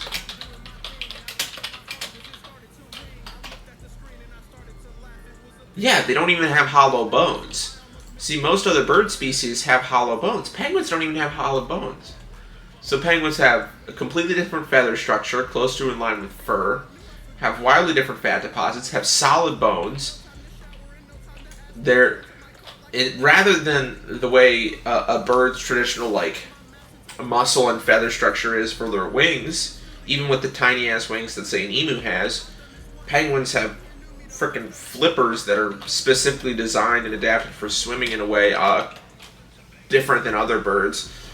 Even aquatic birds like, say, gulls and pelicans and things, they still have more traditional wing structure because they have to, be able to travel far distances to, fishing spots and things like that.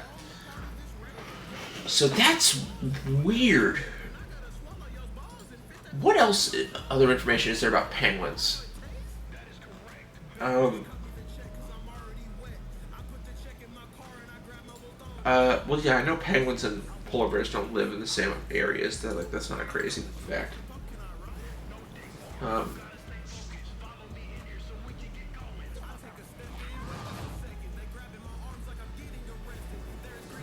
Weird. Huh. What else is it?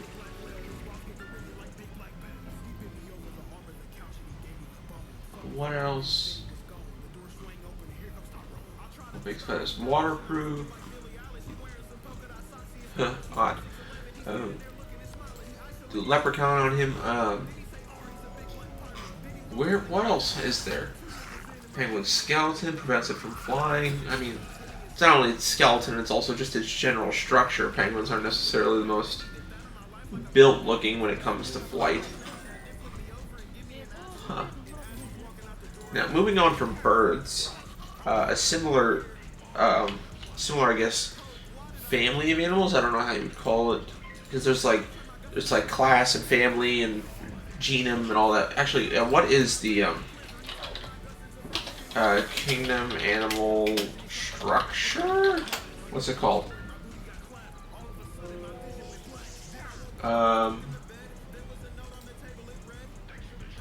No.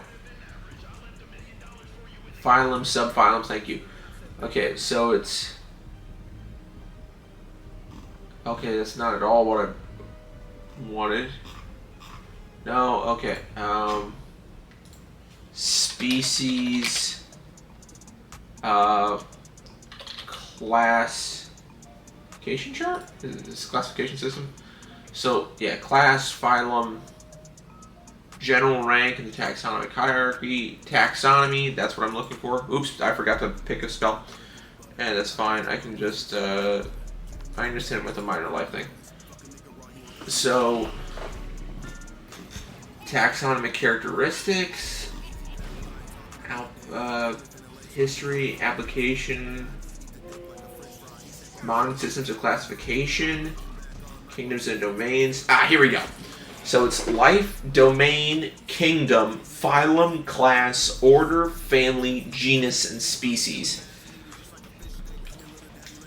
So what exactly does that all mean? I need an example between a genus and a species, a family and a genus, right? Phonetics, databases, see also references. Basic scheme, modern classification, many other levels can be used. Uh, Domain, the highest level within life, is both new and disputed. Okay. Don't need a legend shield. Do a minor life thing. What else there? Huh.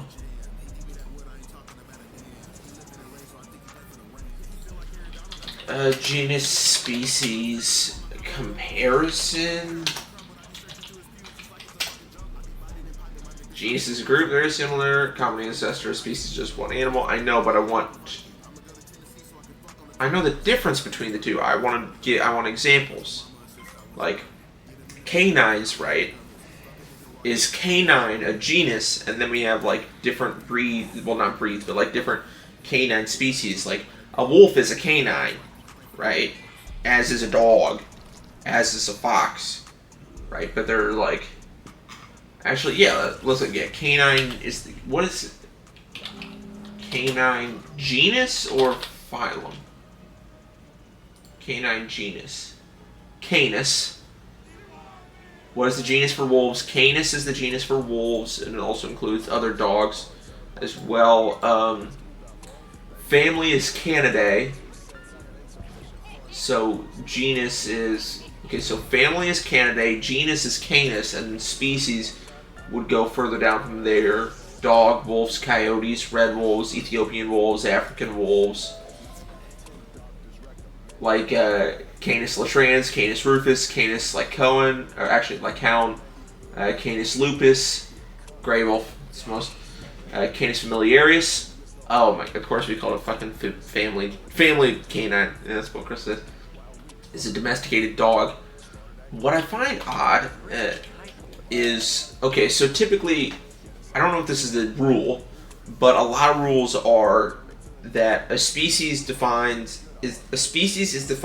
that it cannot interbreed with other. No, I get what you're saying. Yeah, in the same section. Yeah. Okay, so Narini centuries. I gotta find Narini centuries. I don't know if you're following anything that I'm saying regarding stinking biology right now. I just find it really interesting for some reason. So I'm kind of going off on an absolute weird-ass tangent, but that's fine. Ooh, sweet Narini centuries. Let's beat them up. Okay. So we're going to go back to some taxonomy. Okay, so here's the whole classification. So, I mean, once you get past order, it doesn't... Actually, yeah, once you get past family, it doesn't really matter. But you have... So genus is Canis. Then subtribe is Canina. Above that is Canini. Then above that for its subfamily is Caninae. This is fucking weird. Okay, and then its family is Canidae.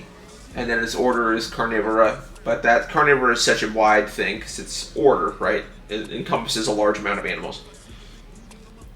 I'll go life trap him. So, like, your average household dog, like a beagle, for instance, that is a Canis familiaris. I get it's confusing. I actually let me pull up some things. So, obviously, you know what a species is, right? I think everybody does. Like, humans, like, we're Homo sapien. That's our species name, right? Like, that's I think somewhat followable. But species is like the very specific specificity, whereas, whereas with other things, right? So you have species, which is like what Homo sapien would be, and then you have each chain up further until you get like all animals, right? Like life, domain, kingdom, all that. That's all animals that exist, right? Because, like, if you look at, like, foxes and wolves and dogs and stuff, they're all, like, the same thing, basically. But you have to, like, categorize them and group them, right? You can't all call them the same thing because they're not, right? Like, a wolf is wildly different than a fox, which is different than, you know, a chihuahua, right? So they're categorized differently, right? like tortilla chips versus potato chips. They're different style of chip, but they're still chips. So they're in like the family of chips, or I should say they're in the genus of chips, but their species is tortilla or potato, right? If that makes sense. Right, with animals, it's a similar thing. So if we look at wolves, right, their family, or not family, sorry, their genus, which is the group that covers like dogs, wolves, and all that, their genus is Canis, right? But if we look at the species, right, if we look at a gray wolf is a Canis lupus. So it's part of the Canis genus, right? But its species is Canis lupus. And much like with a dog, right? A dog is still a canine. It's still part of the Canis genus, but it itself is a Canis familiaris, right? If that tracks. All right. So I wanted to see. I got onto this because of lizards and birds. Lizards and birds are very similar and share common ancestry. That's why birds are often called raptors, and then you have like a velociraptor, for instance, that's a dinosaur. They all come from the three-toed theropods, right? Which, if I could theropod, right? It's a dinosaur group, right? But yeah, kingdom, Animalia, phylum, Chordata, right? If we go right to theropod and phylum Chordata, so we look at the phylum Chordata and see what it includes,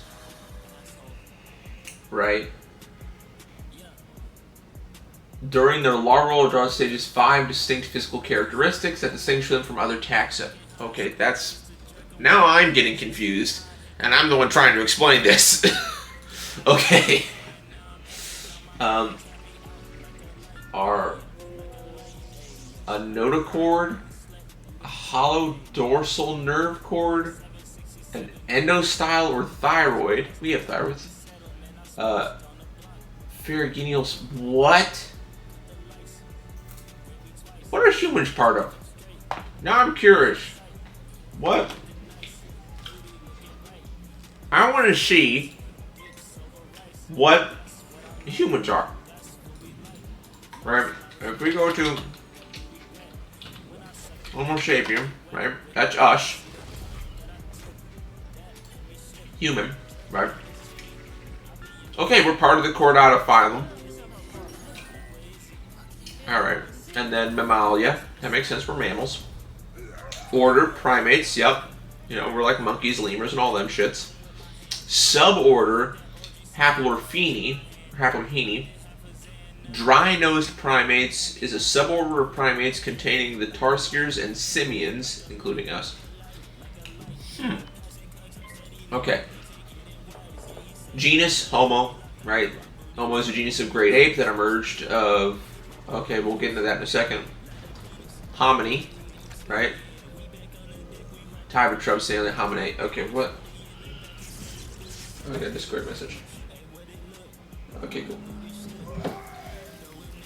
Alright. In for order. Okay, we're just gonna start with primates and then go down from there. If we can. We can't go. Oh yeah, we can. Sub orders. Sweet. Alright. I gotta talk to Salab Amendur.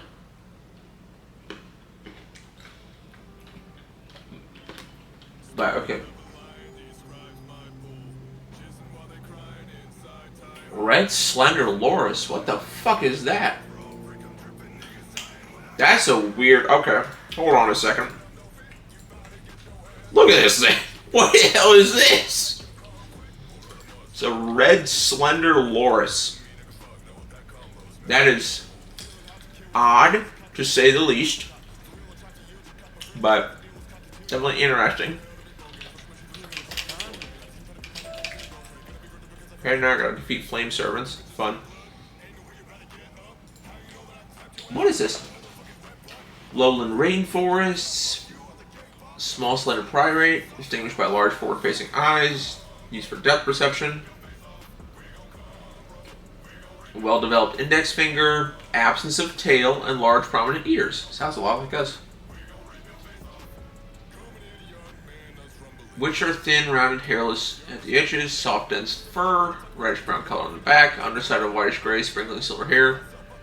Spine length on average is about 7 to 10 inches. So, I don't know my tape measure, but it's about like, I don't know how well you can see my hand. It's like this big.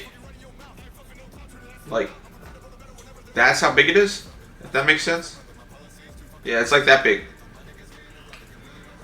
So it's like the size of your face. So that's good to know. That's a weird skull.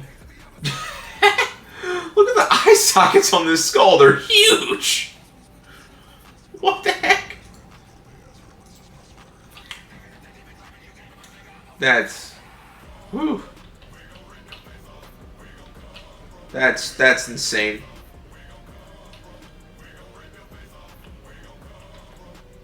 Alright. Okay, so... Ooh. Let me get that ore.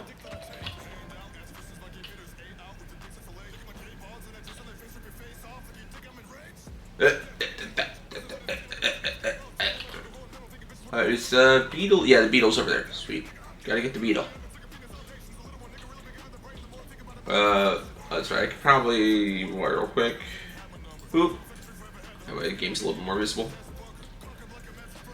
But, yeah.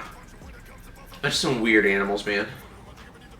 Like, really strange animals out there, but it's interesting.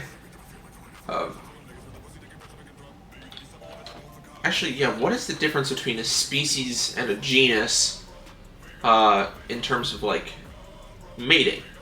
Because, like, wolf dogs are a thing, right? If you're familiar with Alveus, they're an animal sanctuary in Texas. Maihiga operates it. She's a Twitch streamer as well, and they do a lot of, you know, a lot of charity stuff and things like that. And they're a great facility. They just got wolf dogs, right? Which are part wolf and part dog. You know, they're bred. So, yeah. So that's the thing.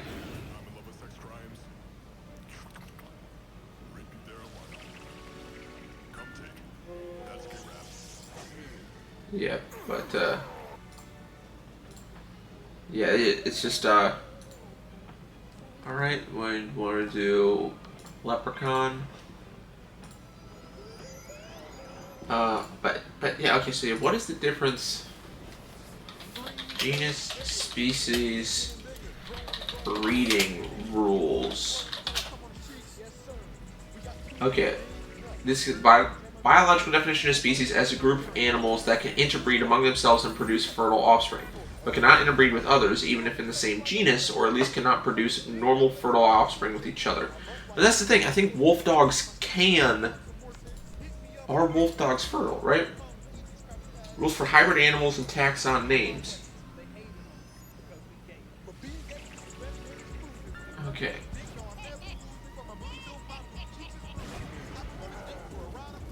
Goes to hybrids, species, okay.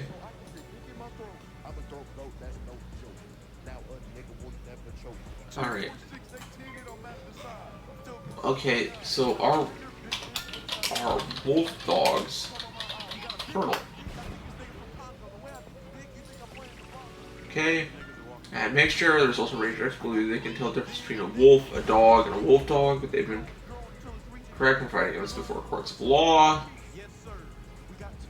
Prehistoric, New World black wolves, North American gray wolf, domestic dog, admixture. Over 100,000 wolf dogs exists. Gray wolves are most often crossed with wolf-like dogs such as shepherds, huskies, and malamutes. For appearance, most appealing to owners' desired exotic pet. Dog breeding. Wolf dogs in the wild. Description. Health. Generally said to be naturally healthy animals and are affected by fewer inherited diseases than most breeds of dogs. Wolf dogs are usually healthier due to heterosis. Outbreeding enhancement. Okay. Boop. On wolf dog. behavior patterns compared to either wolf or a dog. The adult behavior of a wolf dog, temperament behavior. Okay, well, Wikipedia isn't giving me some real answers, but what I'm curious on is if Canis lupus, American gray wolf, and then Canis familiaris are different species, right? They're part of the same genus, but different species. What defines a species as opposed to a genus? Because if they can interbreed and have fertile offspring on a consistent basis, then theoretically they're the same species, right? Heck, Canis familiaris, which is like house dog, there's so many different breeds of house dogs, but they're all the same species, right? Like a bulldog, chihuahua, Great Dane, they're all the same species. They're all Canis familiaris. But if you looked at them out in the wild, you think, oh, those are clearly different species, right? Their features are so wildly different, their sizes are so wildly different. We classify them as the same animal. But Canis lupus, which is a gray wolf, is a different species than Canis familiaris, so they can interbreed. So, now, tigers and lions can interbreed. Ligers are a thing, but ligers are, across the board, known to be infertile, right? They can't produce offspring. That's just like a commonality. So that shows that, okay, clearly these are different species, not only in their characteristics appearance-wise, but because they can't produce fertile offspring. Right? But if for a gray wolf and a dog can, so I'm kind of confused by that. That's something I want to look into.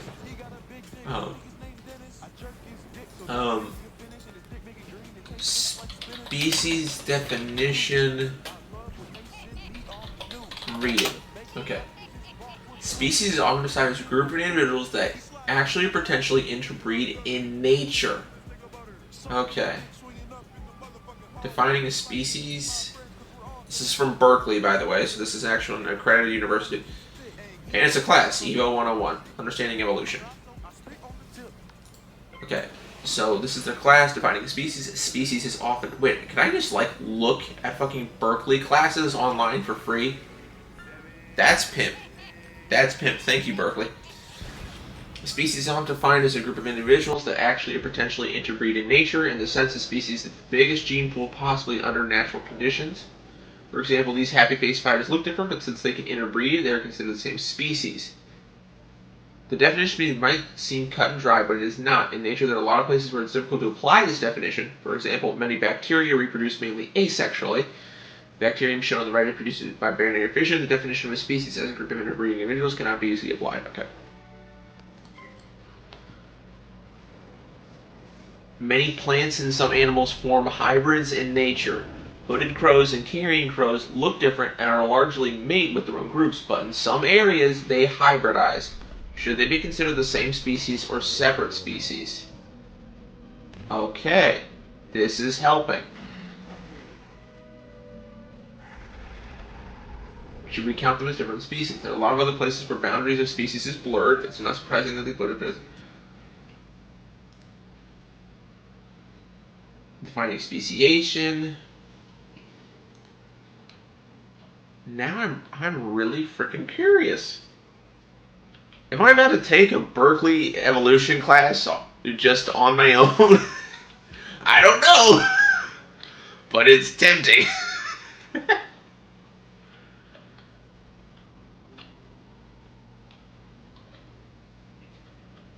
Yeah, because this is literally like Evolution 101, Introduction to Evolution, the History of Life, looking at patterns, mechanisms, process of evolution, microevolution, speciation, macroevolution, the big issues. I don't know if this is a whole class or if this is just a specific topic within a biology generalized course, but nevertheless, it's interesting, and I'm going to look at it.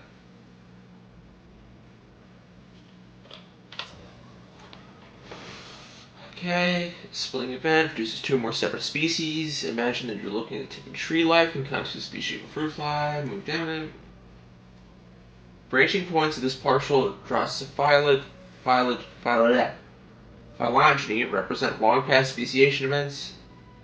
Okay, objects spawn from friends, finds on business, chiefly long eggs, or machine fruit. Disaster strikes.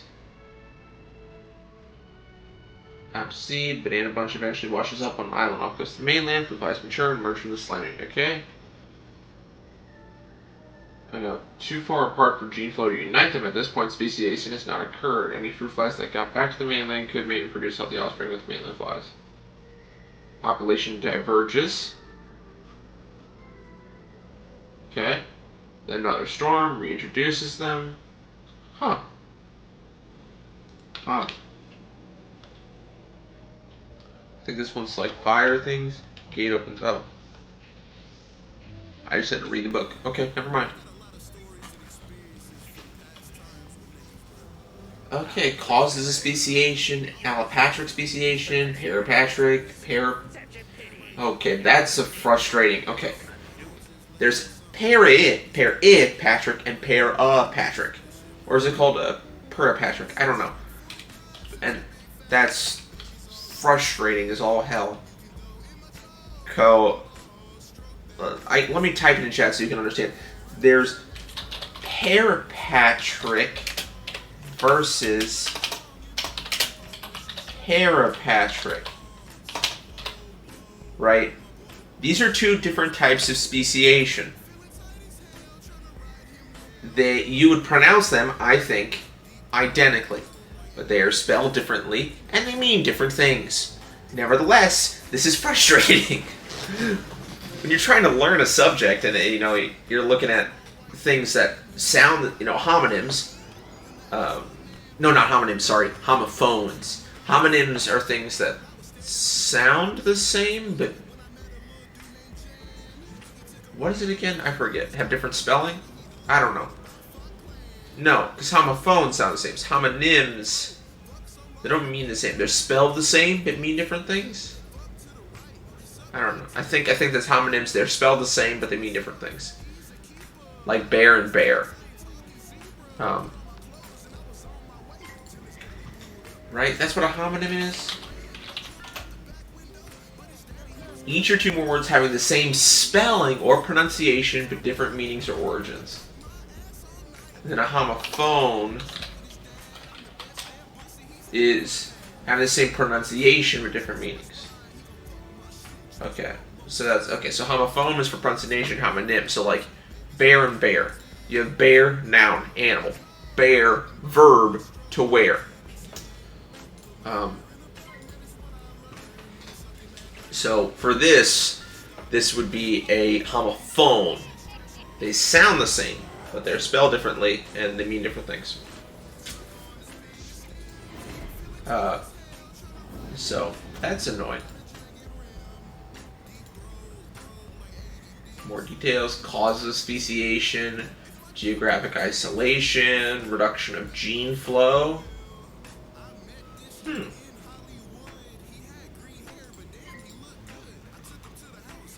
Yeah, what is parapatric versus... What's parapatric versus parapatric?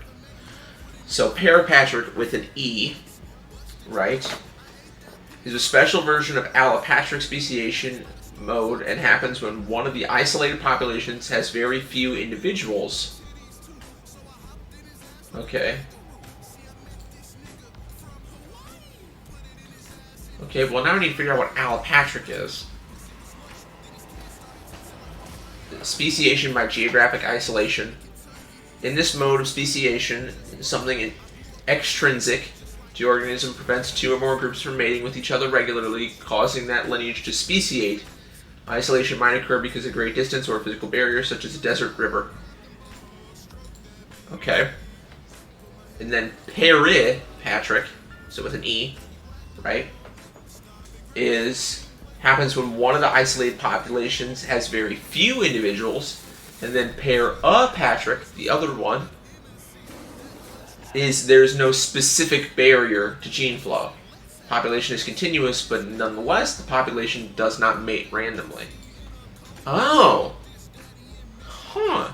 That's actually really interesting. I'm going to have a really long conversation about speciation at softball today, and I'm going to make everybody bored as shit. That's fun. Okay, so peripatric is, okay. Isolated population has few individuals. Returning to fruit flies venturing on the mainland, rotating Brian Griffin.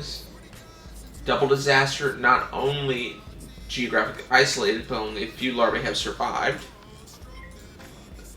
Okay. Rare genes survive. Okay. And then gene frequencies drift. More changes as the island population grows. Unique reproductive features on the island result in a cascade of changes caused by sexual selection.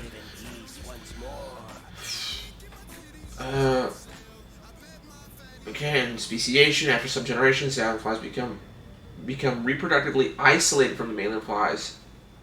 Okay, so then they can't interbreed again. And then with the other one, Parapatrick, not Parapatrick, but Parapatrick. Okay, now I gotta talk to Salam Imandur again. So, when observing the first steps of Parapatrick speciation, I really do not like this song. Oh, why is it playing Bill McClintock stuff? I put on a completely, okay. Oh, this is a mix, not a playlist, and so it's just YouTube's doing its bullshit thing. No. That's not what I want. Fuck. Can I try out Spotify instead? Spotify should work.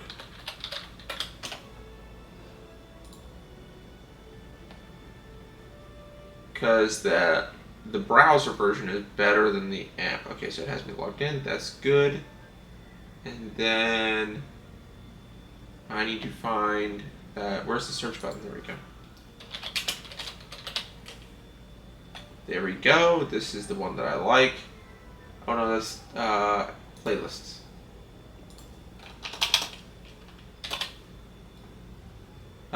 Where is it? Not gay remixes, that's not the one I want.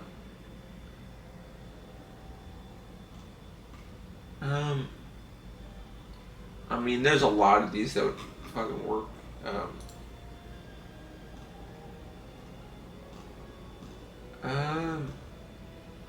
Maybe not those ones. No, I don't want stuff that's like very clearly copyrighted. Okay, that's just insulting actual artists. That's funny as hell though, but Zesty playlist? Yeah. This is the one. Do they have shuffle? Okay, I'm just gonna hit Zesty playlist. Shuffle. Yes, sir. And then you can hear it, and then the scrowler's working too. Awesome. Cool. Cool, and then so alright.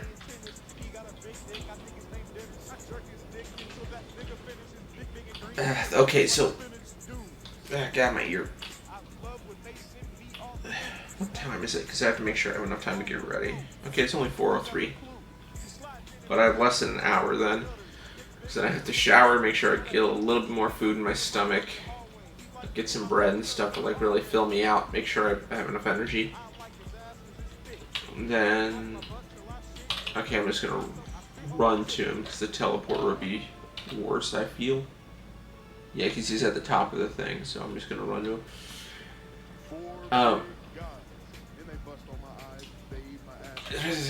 Okay, yeah, but that's odd. Okay, there we go. But that is, what was it about? I am losing all my words. Or wait, is he on the ground and I just misread that? Oh. Yeah, he's, oh no, he's up the ramp. Oh. I should have taken the teleporter then. Too late. Because by the time I run back to the teleporter, it wouldn't be any much faster than running down these ramps and then going across, so. That's annoying. It's really, really annoying. Whee!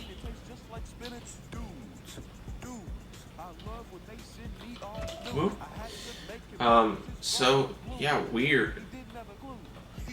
Learning about speciation. I didn't think I would find this interesting. Now, granted, I'm not gonna find this interesting for like ever. It's gonna be like like maybe a couple day thing, and then it's just like, all right, I can't take a fucking whole ass Berkeley class by myself. I'm gonna lose my mind. But it is fun to read on and figure out and be like, oh, cool. I'm gonna have to. Oh, sweet! What is level 20? Level 20. Let's go. Talk to Zane in the Oasis. There we go. Let's go. And I gotta talk to Diego, who's gonna teach me about how certain spells work that I already know how they work because I've been playing this game since I was 11. Granted, I've never gotten to max level once, but that's because it takes so much time to get to max level. I'm gonna be playing Wizard 1 until the game dies, but as long as the membership's going and as long as, you know, people are getting paid, I don't really see the game dying anytime soon. I think the biggest limitation this game is going to have is probably operating system, is, you know, Windows. But they've been able to keep the game, you know, I think the game started on Windows XP even, because the game came out in 2008. So Windows 7 hadn't existed. We were still on Vista, I think, and plenty of people were using XP. So the game has been able to survive through XP, Vista, 7, 8, 10, 11 now. Although I'm not playing it on Windows 11, I have played it on Windows 11, so I know it works on it. So, oh wait, what am I? Oh, there we go. So, the game's gonna last. You know, when Windows 12 comes out, however good or bad that is, that will just be to the dig site, I guess.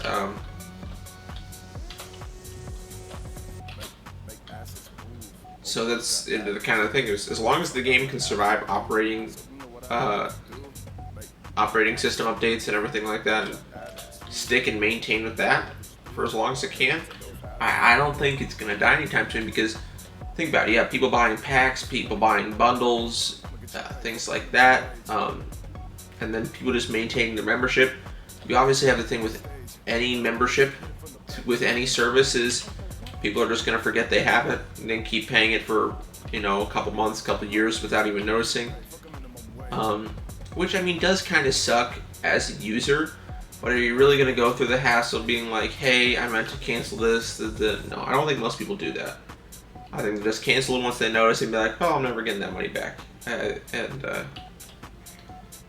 So that's kind of cool. That, you know, they'll get money from that. I mean, that happened to me. Right, I stopped playing Wiz for a period of time, like most of 2022. I wasn't playing Wiz, or was it 23? I think it was most of 23, and then I saw there was a sale. I'm like, hey, I'm gonna get back into it. So like most of 23, yeah, it was 23. Most of 23, I wasn't playing Wiz, but I didn't realize I was still paying for it because I had purchased.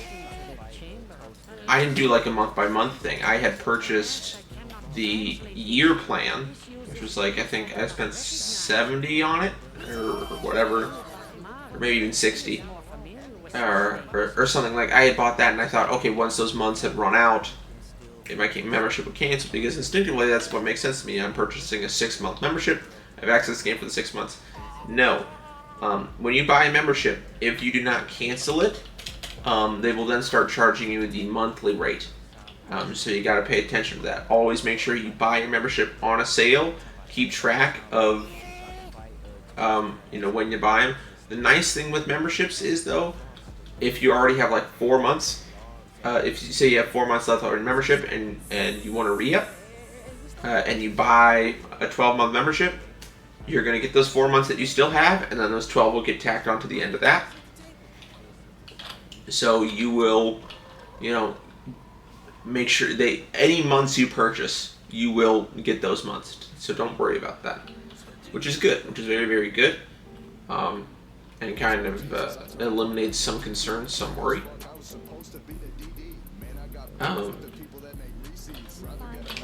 But yeah, it was. So that's something we'll be keep in mind, so that's what I'm going to be doing going forward with Wiz, is I don't know when my membership ends, I'll have to check, but I will probably purchase another membership for another 12 months while it's on sale, rinse, repeat, every time I see it go on sale for another 12 months at like, instead of $10 a month would be $120. If I see if it's on sale for $60, well, that's only $5 a month, half off basically. So it's back down. So that's that's what's going to be beneficial to me, right? Is having that. What's the word? What's the word I'm looking for? Not security, but having that.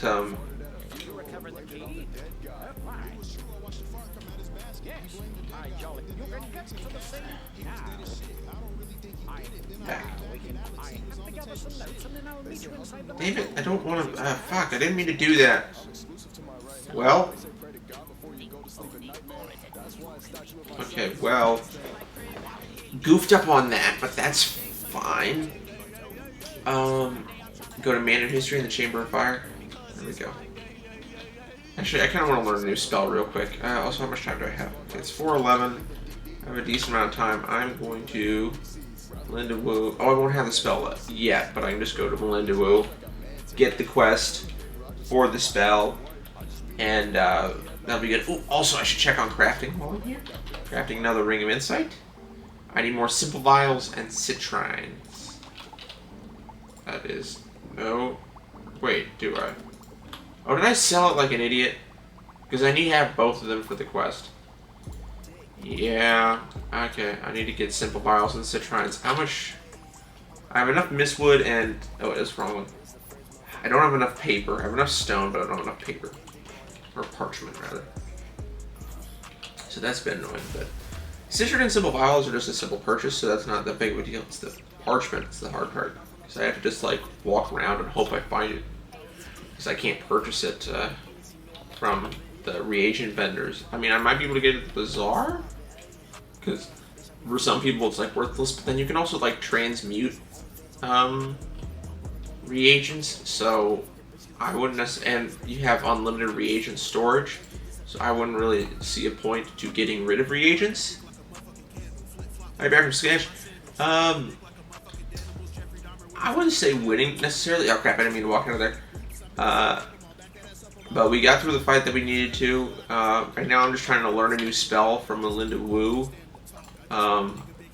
Because... Cool reagents. Because that'd be good if I can find... Okay, no parchment. Okay, never mind.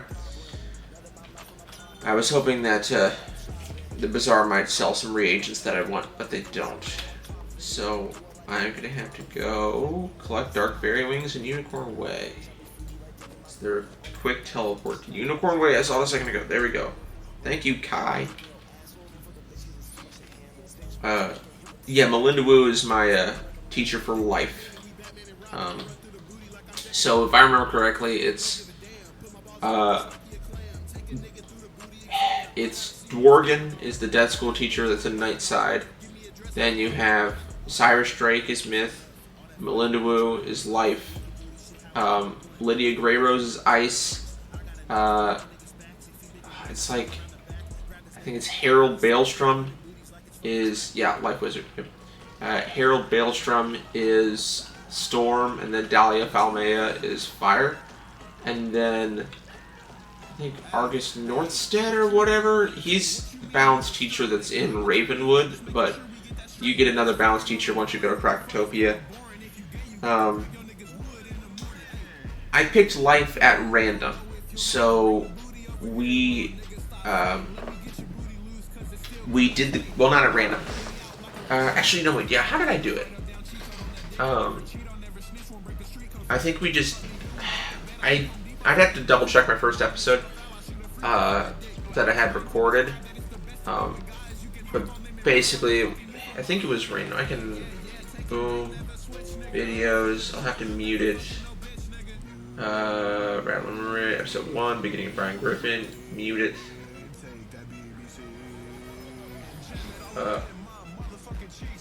Boom. I think I just took the quiz. Yeah, I took the quiz and then it just spat out life, which was cool. And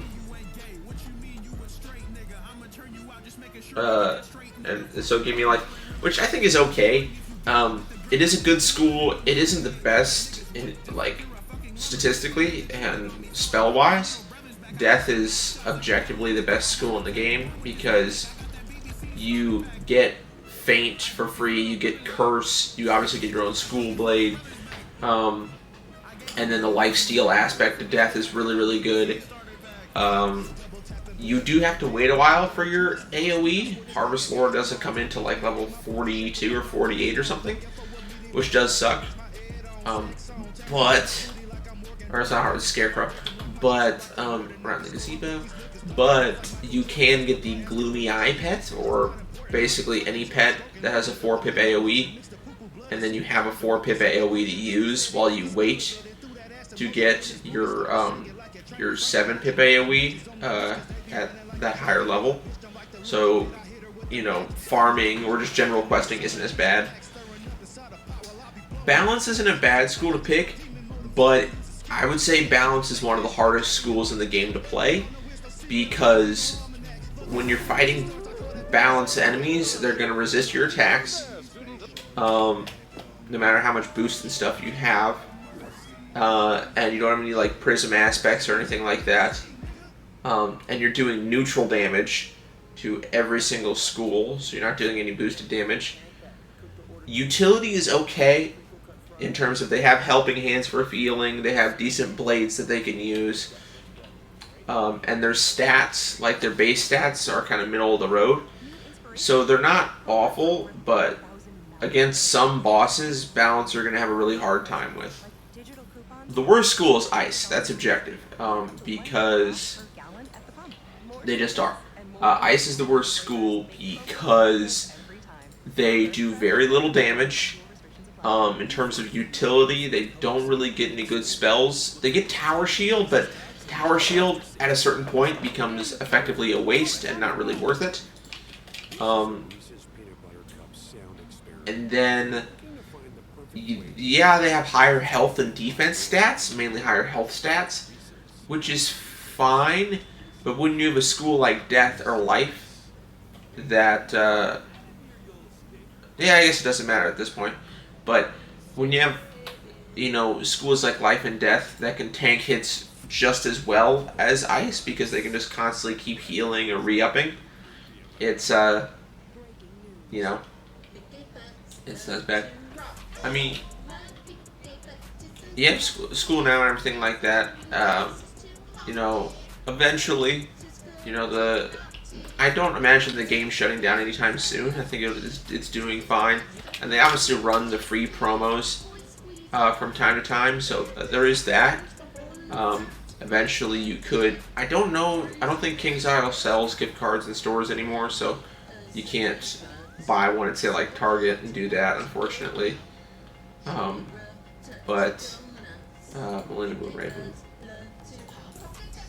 But I don't imagine the game dying anytime soon. So by the time you can, you know, get a membership and stuff, the game should still be running. It should still have a pretty good fan base. I think it's in the top 20 of MMOs worldwide. So because of that, I don't really imagine it dying anytime soon.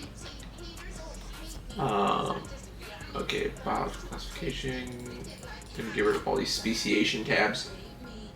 Actually, yeah, let me see about that. So, like, MMOs by layer count, MMO populations,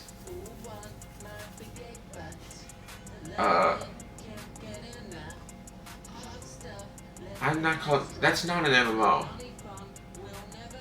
Okay, Warcraft, Lost Ark, Vanguard, Elite Dragons. Okay, it's not showing in the top 20 today. Full list. Wizard 101. Okay, Wizard 101 is ranked 26 and has over 5 million players. So,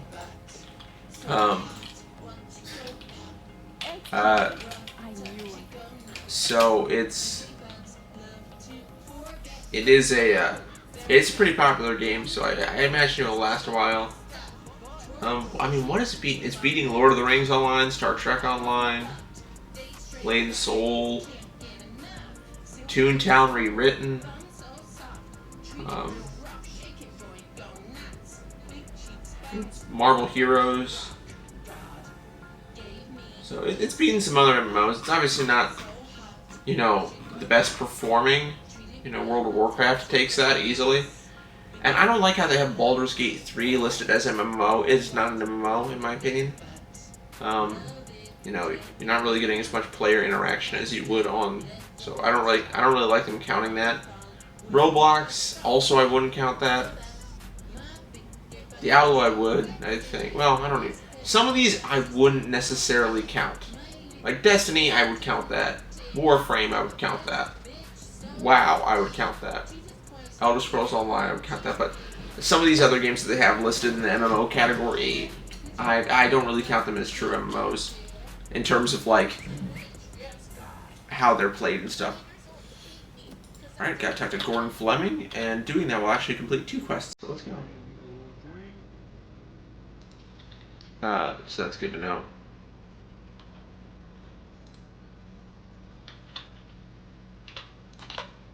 Croctopia. There we go.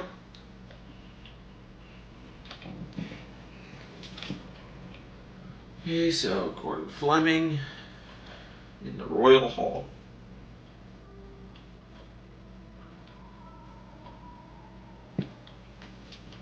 Okay, so it's 4:20 right now, 4:21.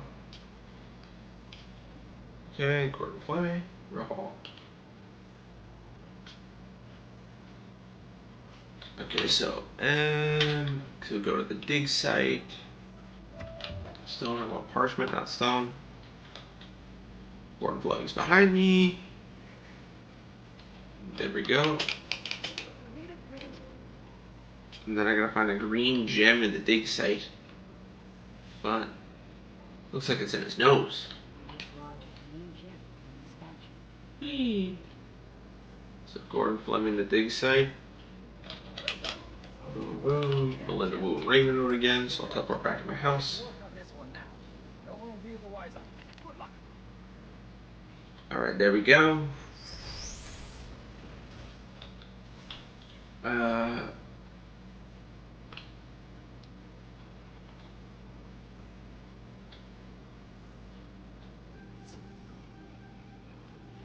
Melinda Wu back, and then it's just Sprite Guardian. That's not a good. Okay, let me fix my deck.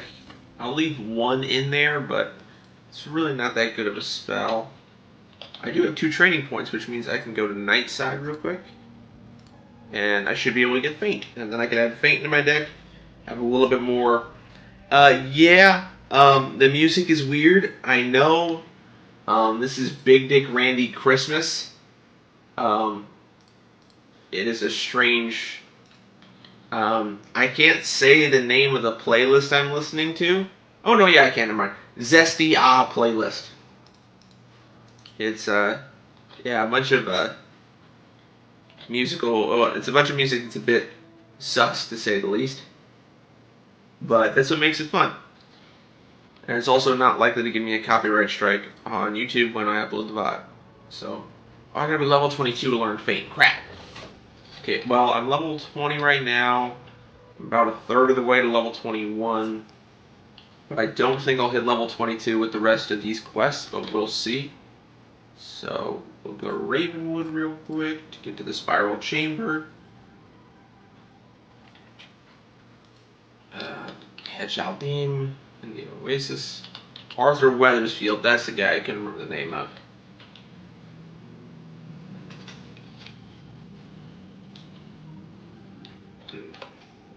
Croctopia.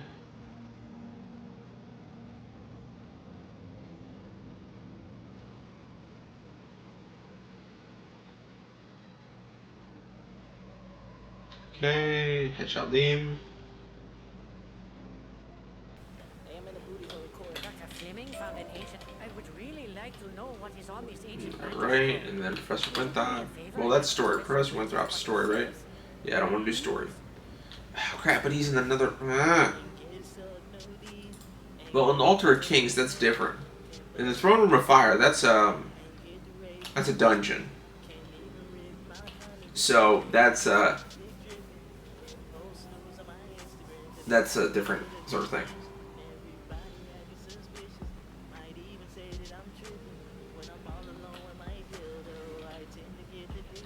Okay, Professor Winthrop. See, there we go. Ooh, and then Assistant Danforth in Chamber of Fire. There we go. Keep the quest going.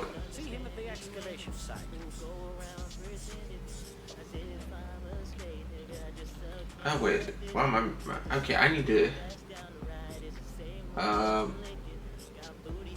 Crap. Browser, how do I mute it? There we go.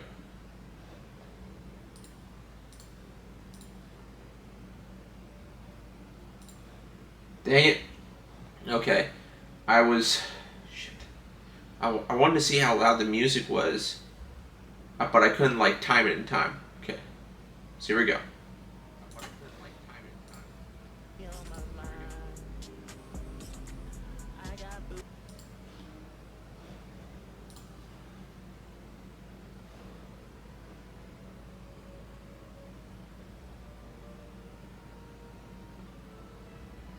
That didn't work.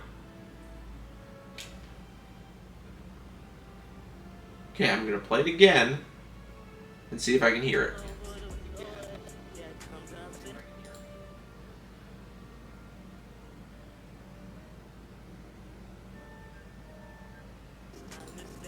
No, I think there's not enough of a delay between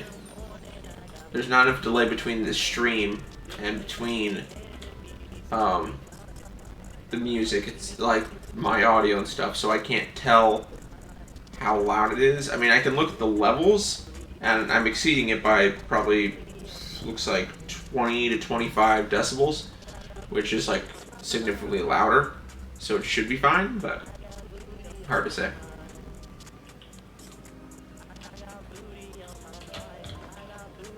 Oh, I should use the teleporter. I'm a freaking idiot. Let me introduce myself. Last name Tiny is first name Dick. Ah, here we go. I'm the Alibaba version of John Wick. Walked into Trump Tower because I had to take a shit. She said I'm a 2 on a scale of 1 to 5. Tried spitting game, but she spit it in my eye. If I had to risk my life, I'd Go up to the side. There we go. man, I'm drunk enough to drive. And there's Assistant Danforth. Rah! And then door with 2 obelisks in the Chamber of Fire. Yeah, so it's a lot of running around. The majority of questing in Wiz is just running around. Go from spot to spot, or, oh, hey, pick this up for me that's, like, super far away, and then bring it back. I'm like, fine. Because I probably guarantee you that I'm going to go to the door with the 2 obelisks, going to look at it, and then it's like, okay, cool. Then I'm going to go back to him, and he's like, oh, great. Good thing you found out about that information. Now go back to those same 2 doors and fight whoever's there. It's just like, really? Really? Come on. Told you. Go back to Assistant Danforth. So now I'm going to talk to him again. And just be like, alright, cool. Now that you saw those, go fight who's there. And it's just frustrating.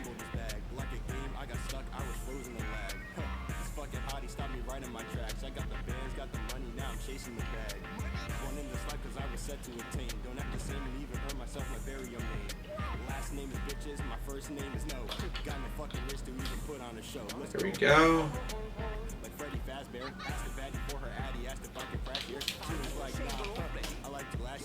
Cool, Hedge Dim. And the Oasis. Oh, never mind. It was me to go to Hedge Dim. And then I imagined, oh, I should have put a teleport thing. Crap. That's stupid. Because now Hedge Dim's like, oh, cool, you found them. Now fight them. And now I have to run all the way back. Go to the chamber. Yep. Crap. Should have known. Anybody in the Chamber of Fire right now? Nobody is. Cool. That's exactly what I want. That's exactly what I want. Just not being able to do anything. My desktop audio seems to keep like spiking. I don't know why, but that's luckily I have that muted in case I want to listen to something else that's on like a different thing or something. It allows me to have that separation.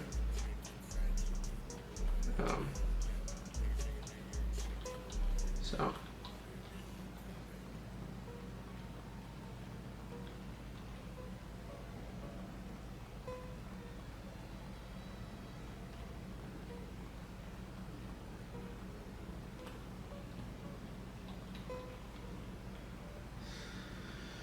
And yep, go to the Chamber of Charm and fight who's ever there. Let's go. Ugh.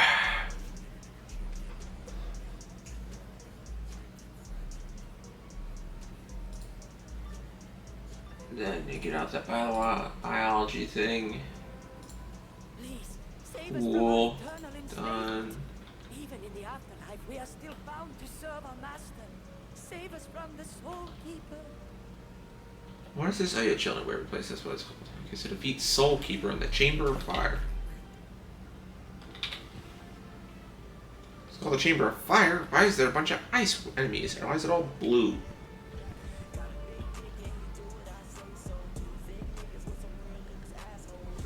Alright, what time did I do?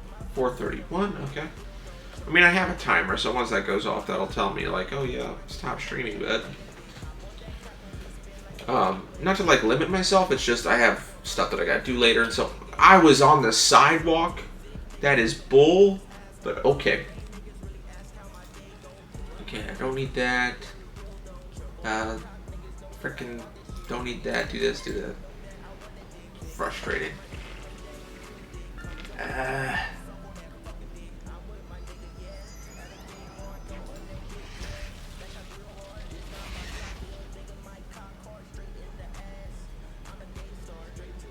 Okay, then I don't need that. Summon a minion real quick. Weird, that guy's standing there. I thought it should be a 2v1 fight. But...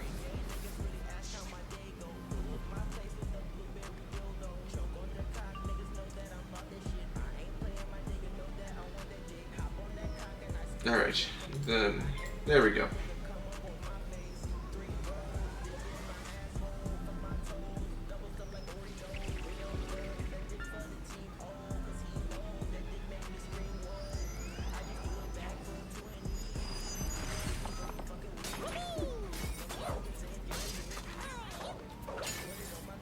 Okay.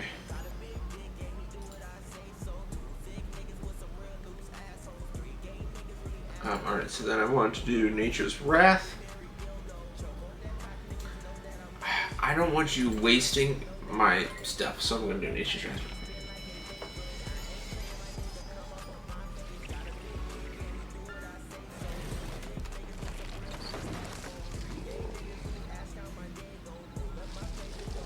Okay.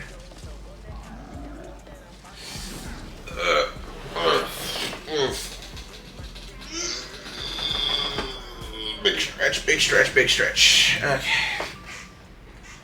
Alright. Yeah, I'll just do it. Thing.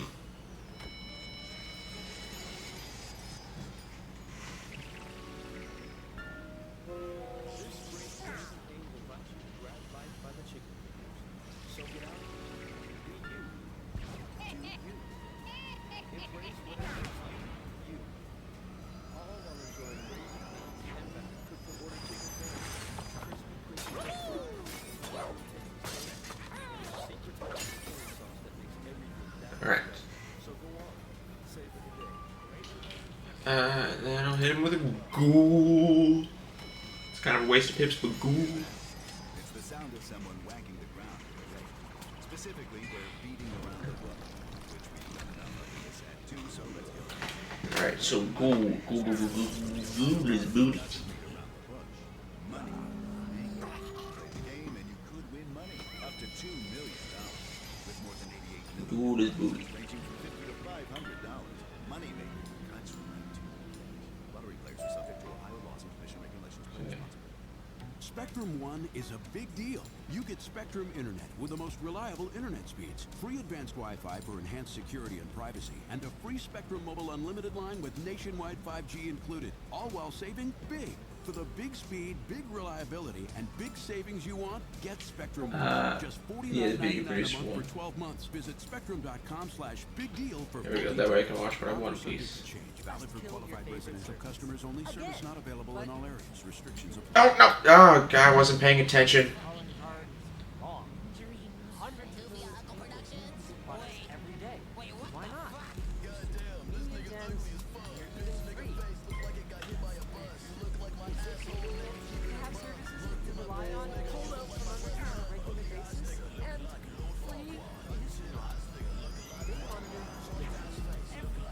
Okay.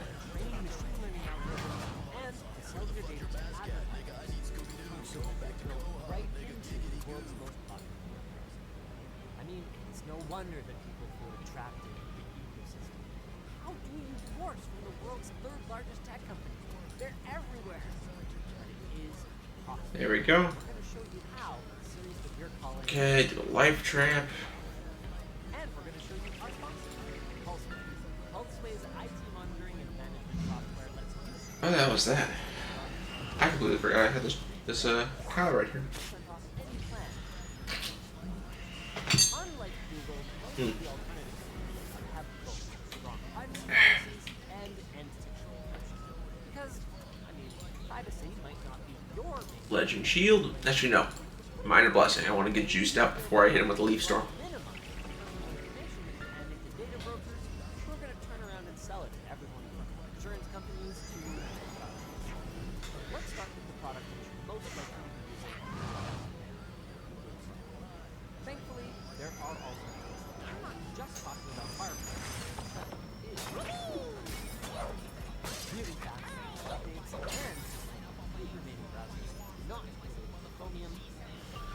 Okay, and then Leaf Storm, baby. Certain types of extensions in the name of security. Crap. Firefox and its privacy first core browser, Molvad, has no plans to drop Manifest 2 soon. Okay. There are still some Chromium-based Well, get rid of Legend Shield, get rid of Minor Life Fury. We'll cast a Spirit Guardian this turn, then we'll cast a Fairy the next turn, then we'll attack hard. some Web3 lingo stuff like intentionally viewing ads, but their ads to earn crypto tokens, which personally I turn off with taste. But one thing you can leave on are the surprisingly robust sync options. They're end-to-end encrypted, so they're only devices. Another browser is Arc, which started its life on Apple devices just last Okay. year and is just Then I don't need Dream Golem. Oh, I forgot to take that out of my deck. That's fun. And then I will be casting a... shareable Actually, I will be casting a Regenerate. Because that's going to heal me more than a Fairy would, even if slowly. dedicated apps. But it does take some getting used to. Good job, little buddy. Requires a lot of use.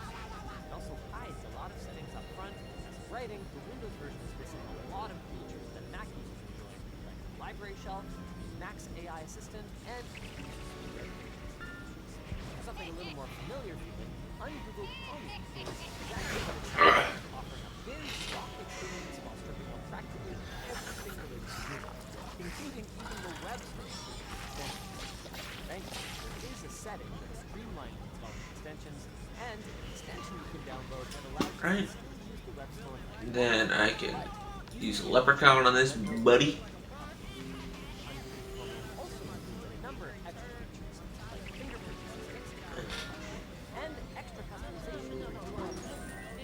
Though its anti-tracking does fall short of raid safety, Yeah. it's a community-driven product with no ties to a particular company, which may be achievable.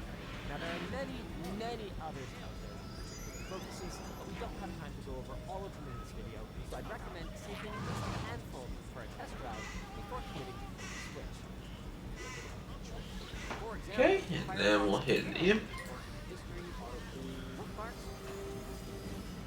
But it can directly off your phone profile, so you're gonna have to Damn it. So, from there, open both of them side by side and match your settings, or see if you can find the option to export your settings to a file and then import them to your browser. Right, and then ghoul. Not a ghost, but a ghoul. Giggity. Ooh, I forgot I still had carrots in this bowl.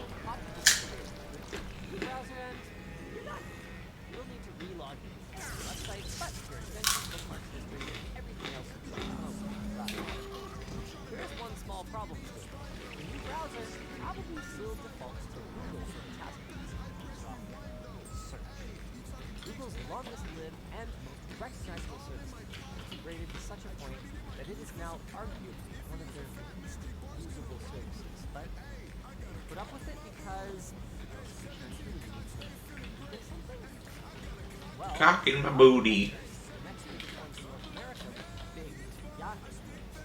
That feels a little like saying, I'm giving up craft dinner to stay healthy. And then switching to the house brand. Soul Keeper, gonna beat your ass. There are many lesser known search engines available, some of which even offer results from major search engines. So all you want Pass my turn. Actually, gonna take Unicorn out of my hand.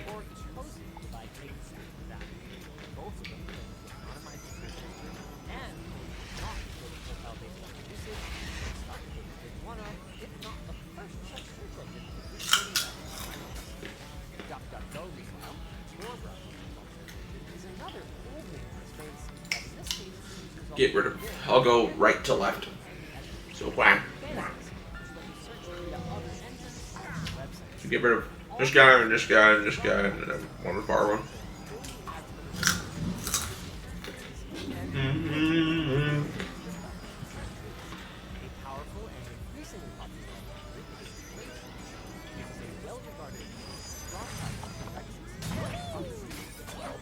One more time.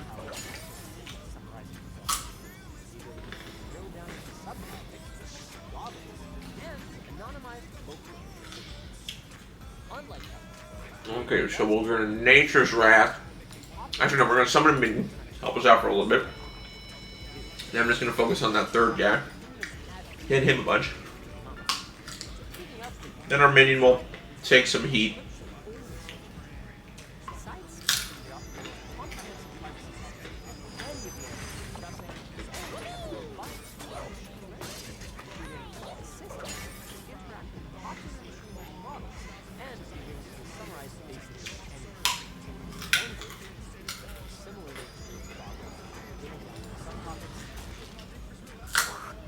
Ow.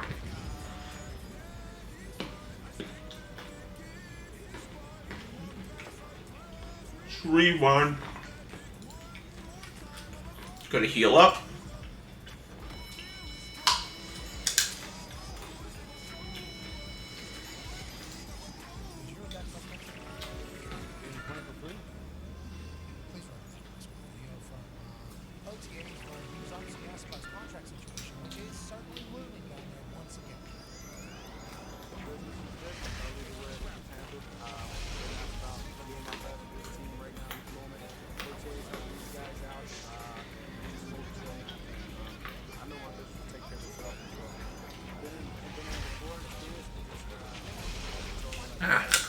I'll order some carrots, man. They're great.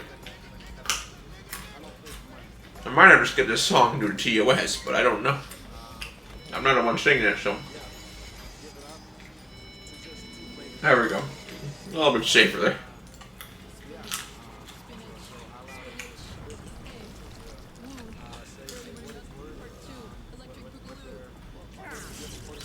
Oh, this carrot's looking kind of shitty.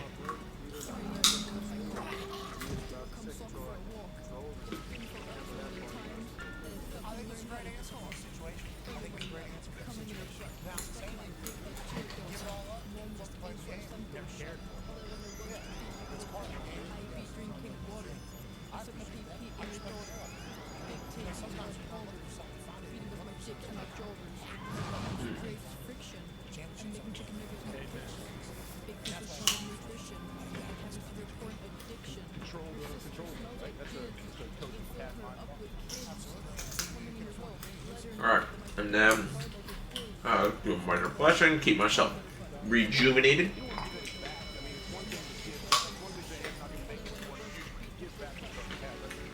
Alright, 4:44. So I got about 15 minutes left and then I'm gonna hop off. Ah.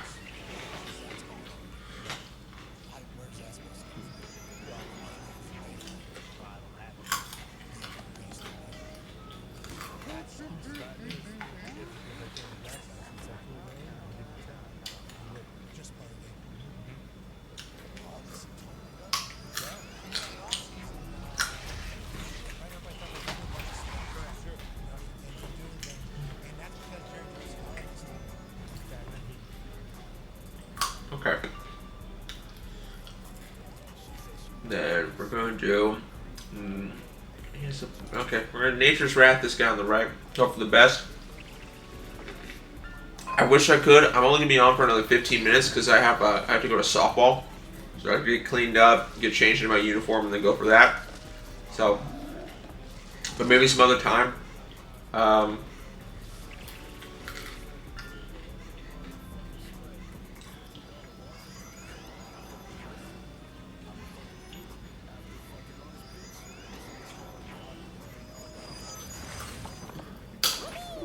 Oh, okay, good.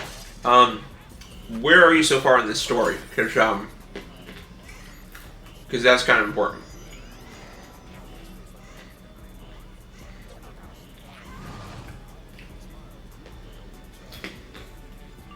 Same part? Okay. So, in Krakatopia, you obviously have like the 3 locations: Pyramid of the Sun, Croc Sphinx, and then the Well of Spirits.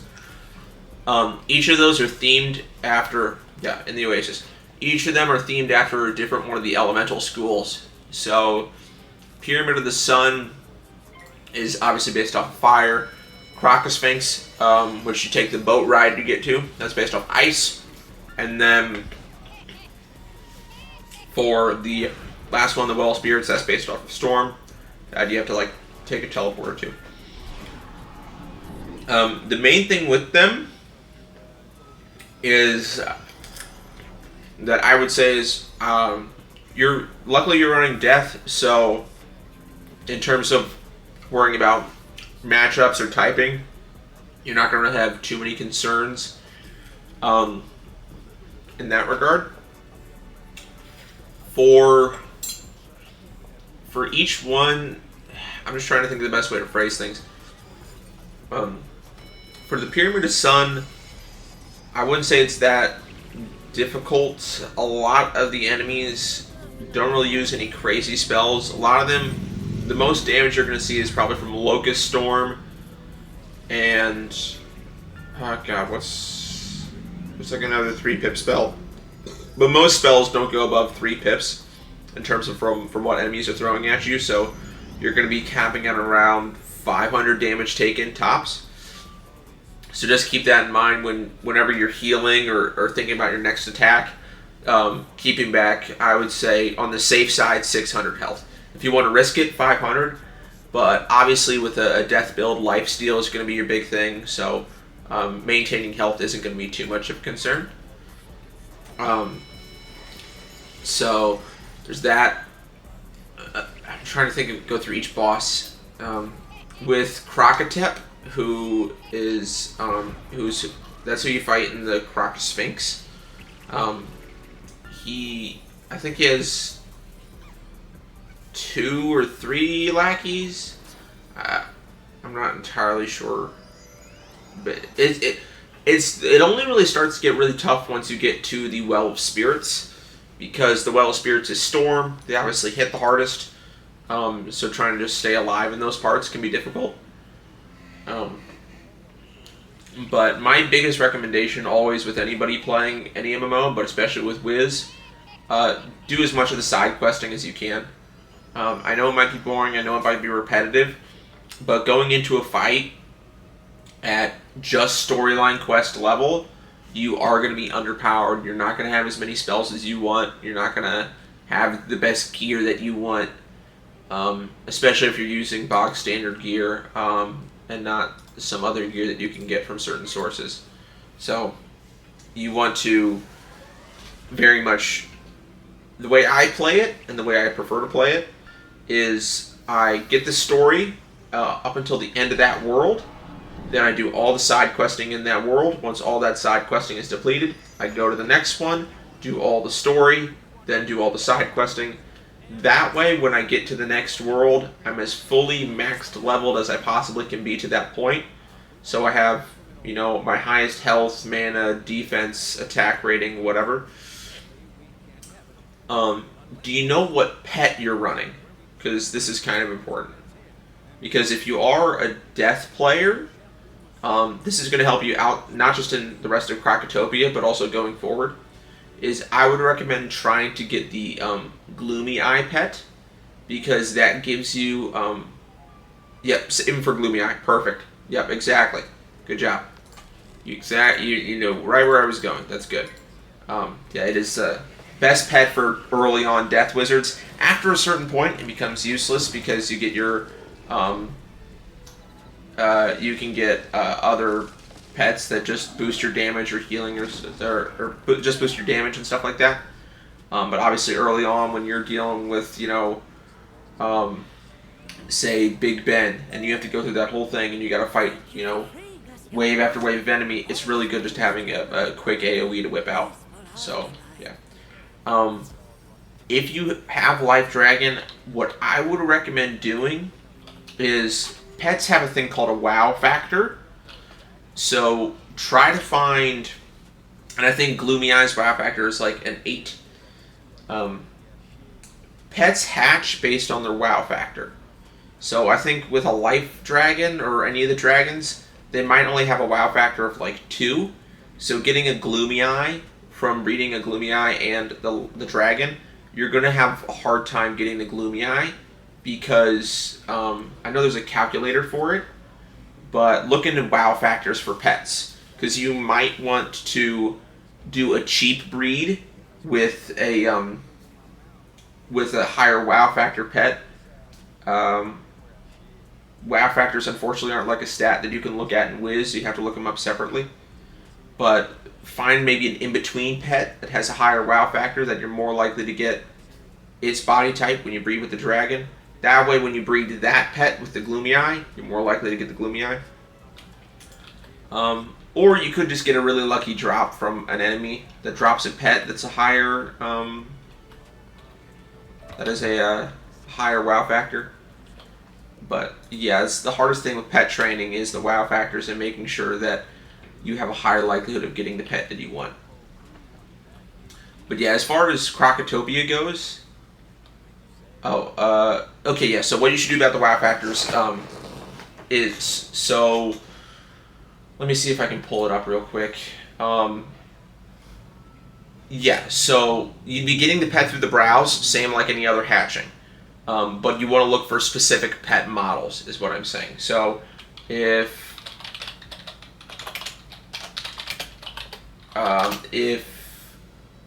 wow factors, okay, so you have a Life Dragon right now, if I could find it.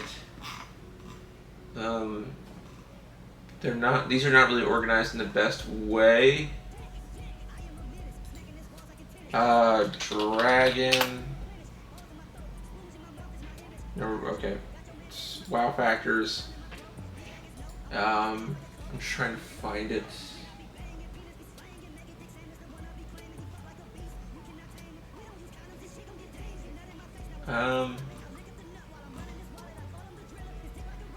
Trying to find what the dragons, because I'm pretty sure the Gloomy Eyes, the Gloomy Eye is like 8. I guess the Bow Dragon's different pet, Magma Dragon.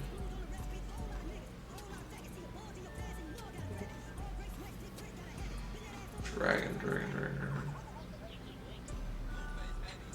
Unfortunately, these are not like organized in the best way. You might be good though if you have the. I'm assuming you have the friendly dragon, but I'm not 100% sure. But basically, you want to.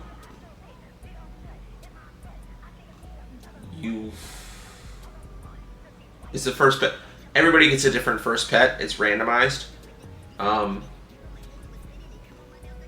because you could get a Cyclops, you could get a Piggle, you could get so it's a randomized pet, but it's typically a low wow factor pet if it's the first one you got.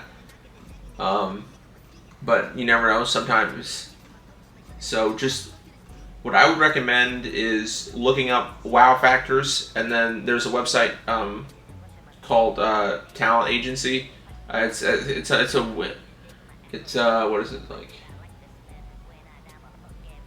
Yeah, Pet Read and Rate or something. Let me see. Let me show you the link, and then I can. Okay.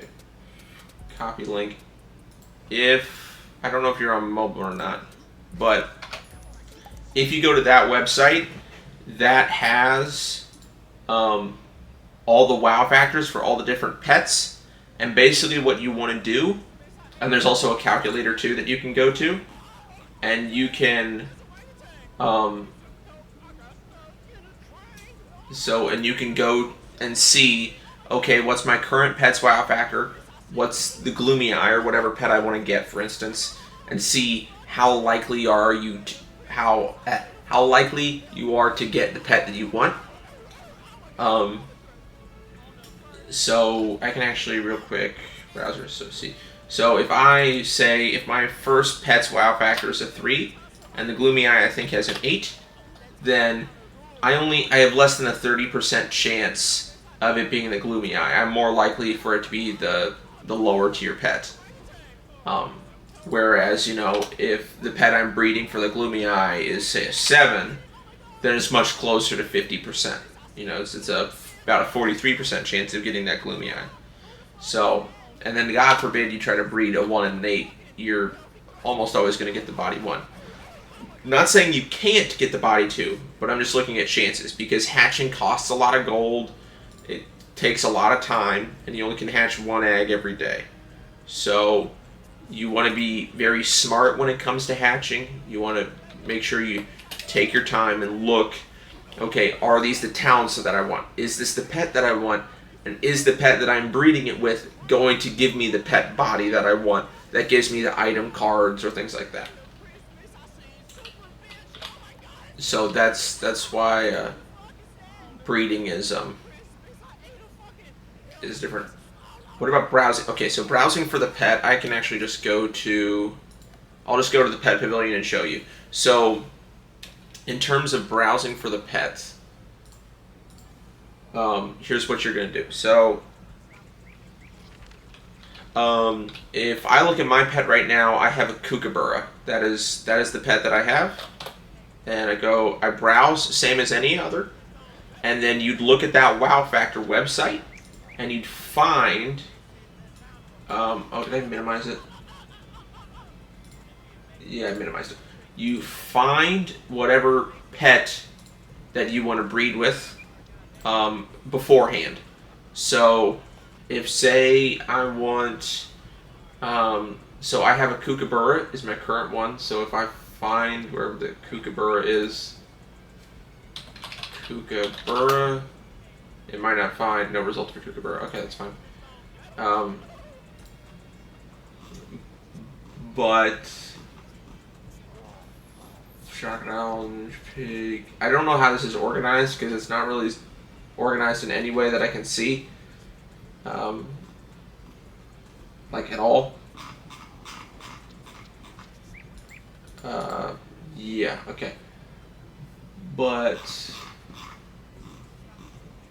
and there's like a lot of pets in the game. But yeah, this is basically what you want to do. I think there's another website too, Morpheus's Pet Tome. But this is I'm not breaking down pets. I'm not entirely sure what this whole thing is, but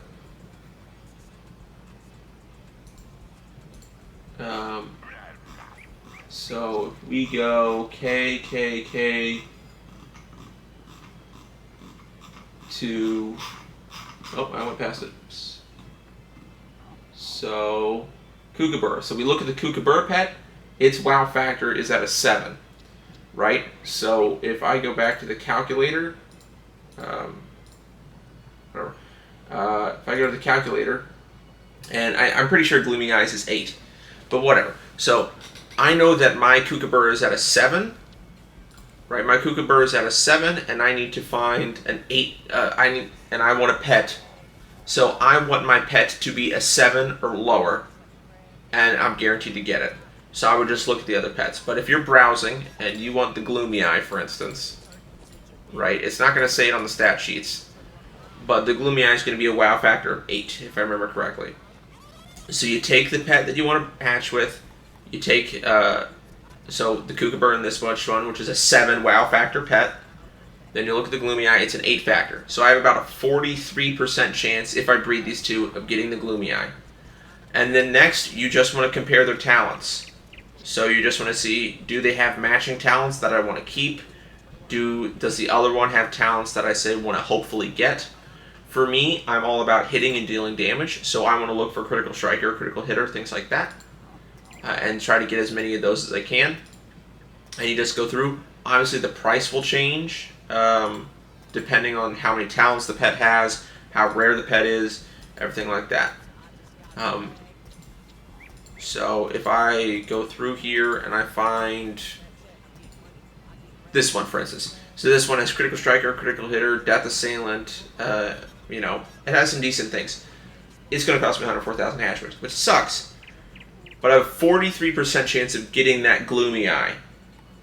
But if I wanted to hatch it with, say, my Yuletide Spirit, which I don't know its wow factor, but let's just say it's 5. I don't want to breed the Yuletide Spirit with the Gloomy Eye, because chances are I'm just going to get the Yuletide Spirit. I want to breed it with a higher ranking, you know, a higher wow factor pet. So what you want to do is just look at the wow factors beforehand and see, okay, the current pet that I have has a wow factor of 3. Then I want to try to breed with a pet that has a wow factor of 4 or 5, because then I'm more likely to get that pet. And then once I have that 4 or 5 pet, then I can hatch that with a 6 or a 7 pet. And then so on until you can get a pet that's within 1 or 2 of that higher wow factor pet that you want. It is kind of confusing. There's a bunch of forum posts and chat logs and stuff of pet hatching.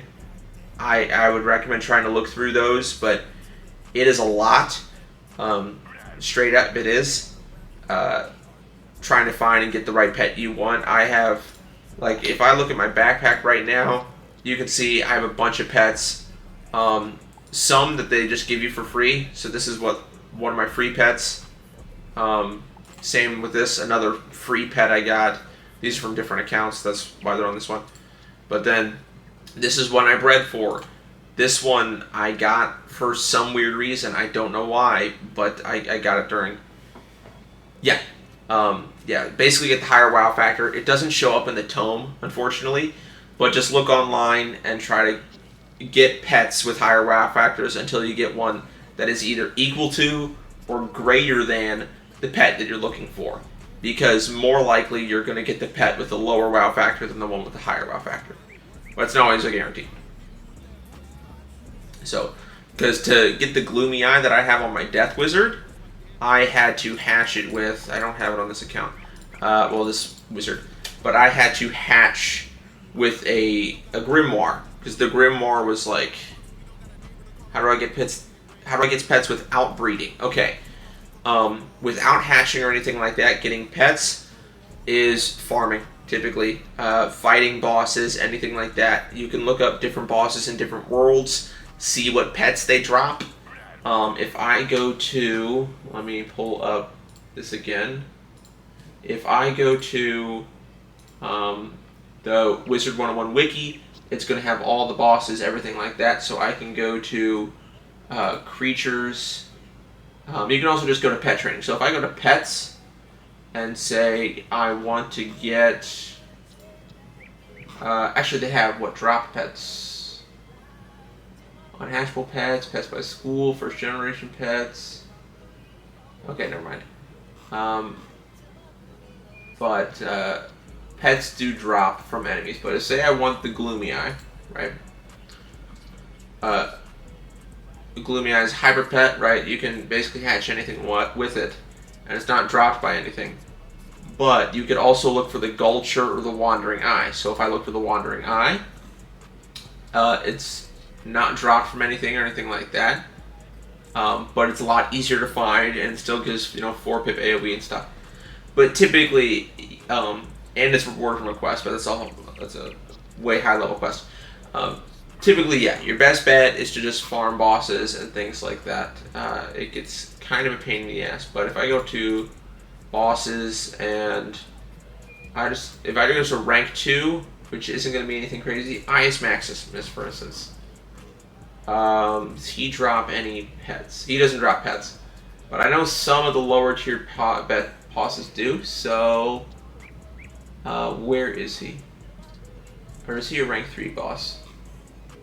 I think Lord Nightshade might drop. Yeah, Lord Nightshade. Lord Nightshade might drop some pets. I don't think they're necessarily... Yeah, so Lord Nightshade drops a boatload of pets. Like, this whole list is just pets that he drops. And so you can look through any of those on the WoW factor chart and see, okay, which one is the highest WoW factor. And if any of them are above 6, I'd say, you could probably breed that with the Gloomy Eye and have an okay chance at getting it. But again, these drop rates are going to be pretty low. You're going to be farming for a long time.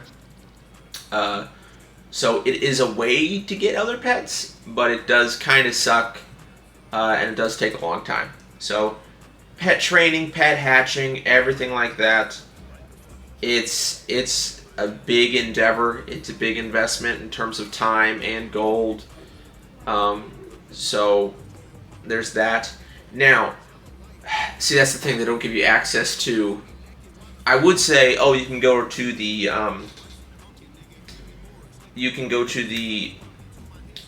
kiosk, and not the hatching kiosk. You can go to the team up kiosk, and then team up like dungeons and bosses for that.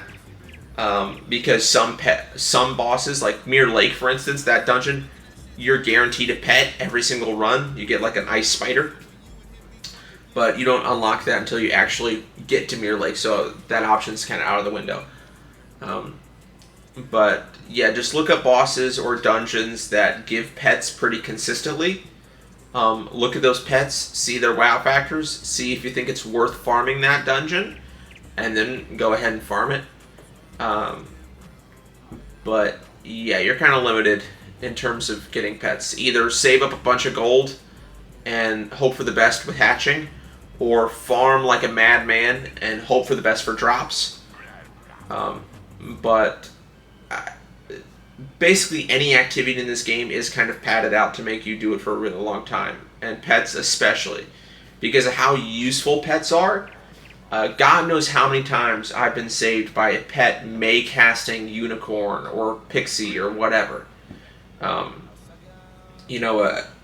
Pets are incredibly versatile, incredibly useful, and they not only take a bunch of gold to get the right one, but they take a lot of energy and a lot of time and pet snacks to train them to make sure that they're the right one.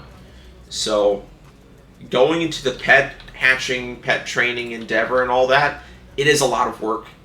It's not something that's like quick and easy. You can get lucky. I got lucky, for instance, with farming and drops and stuff like that, but it really is a crapshoot, and I know that sucks to hear, but that's just the straight and narrow of it.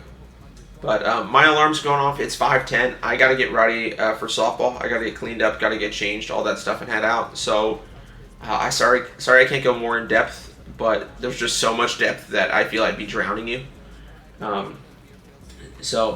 Thank you for watching. Thank anybody else. So y'all have a good one.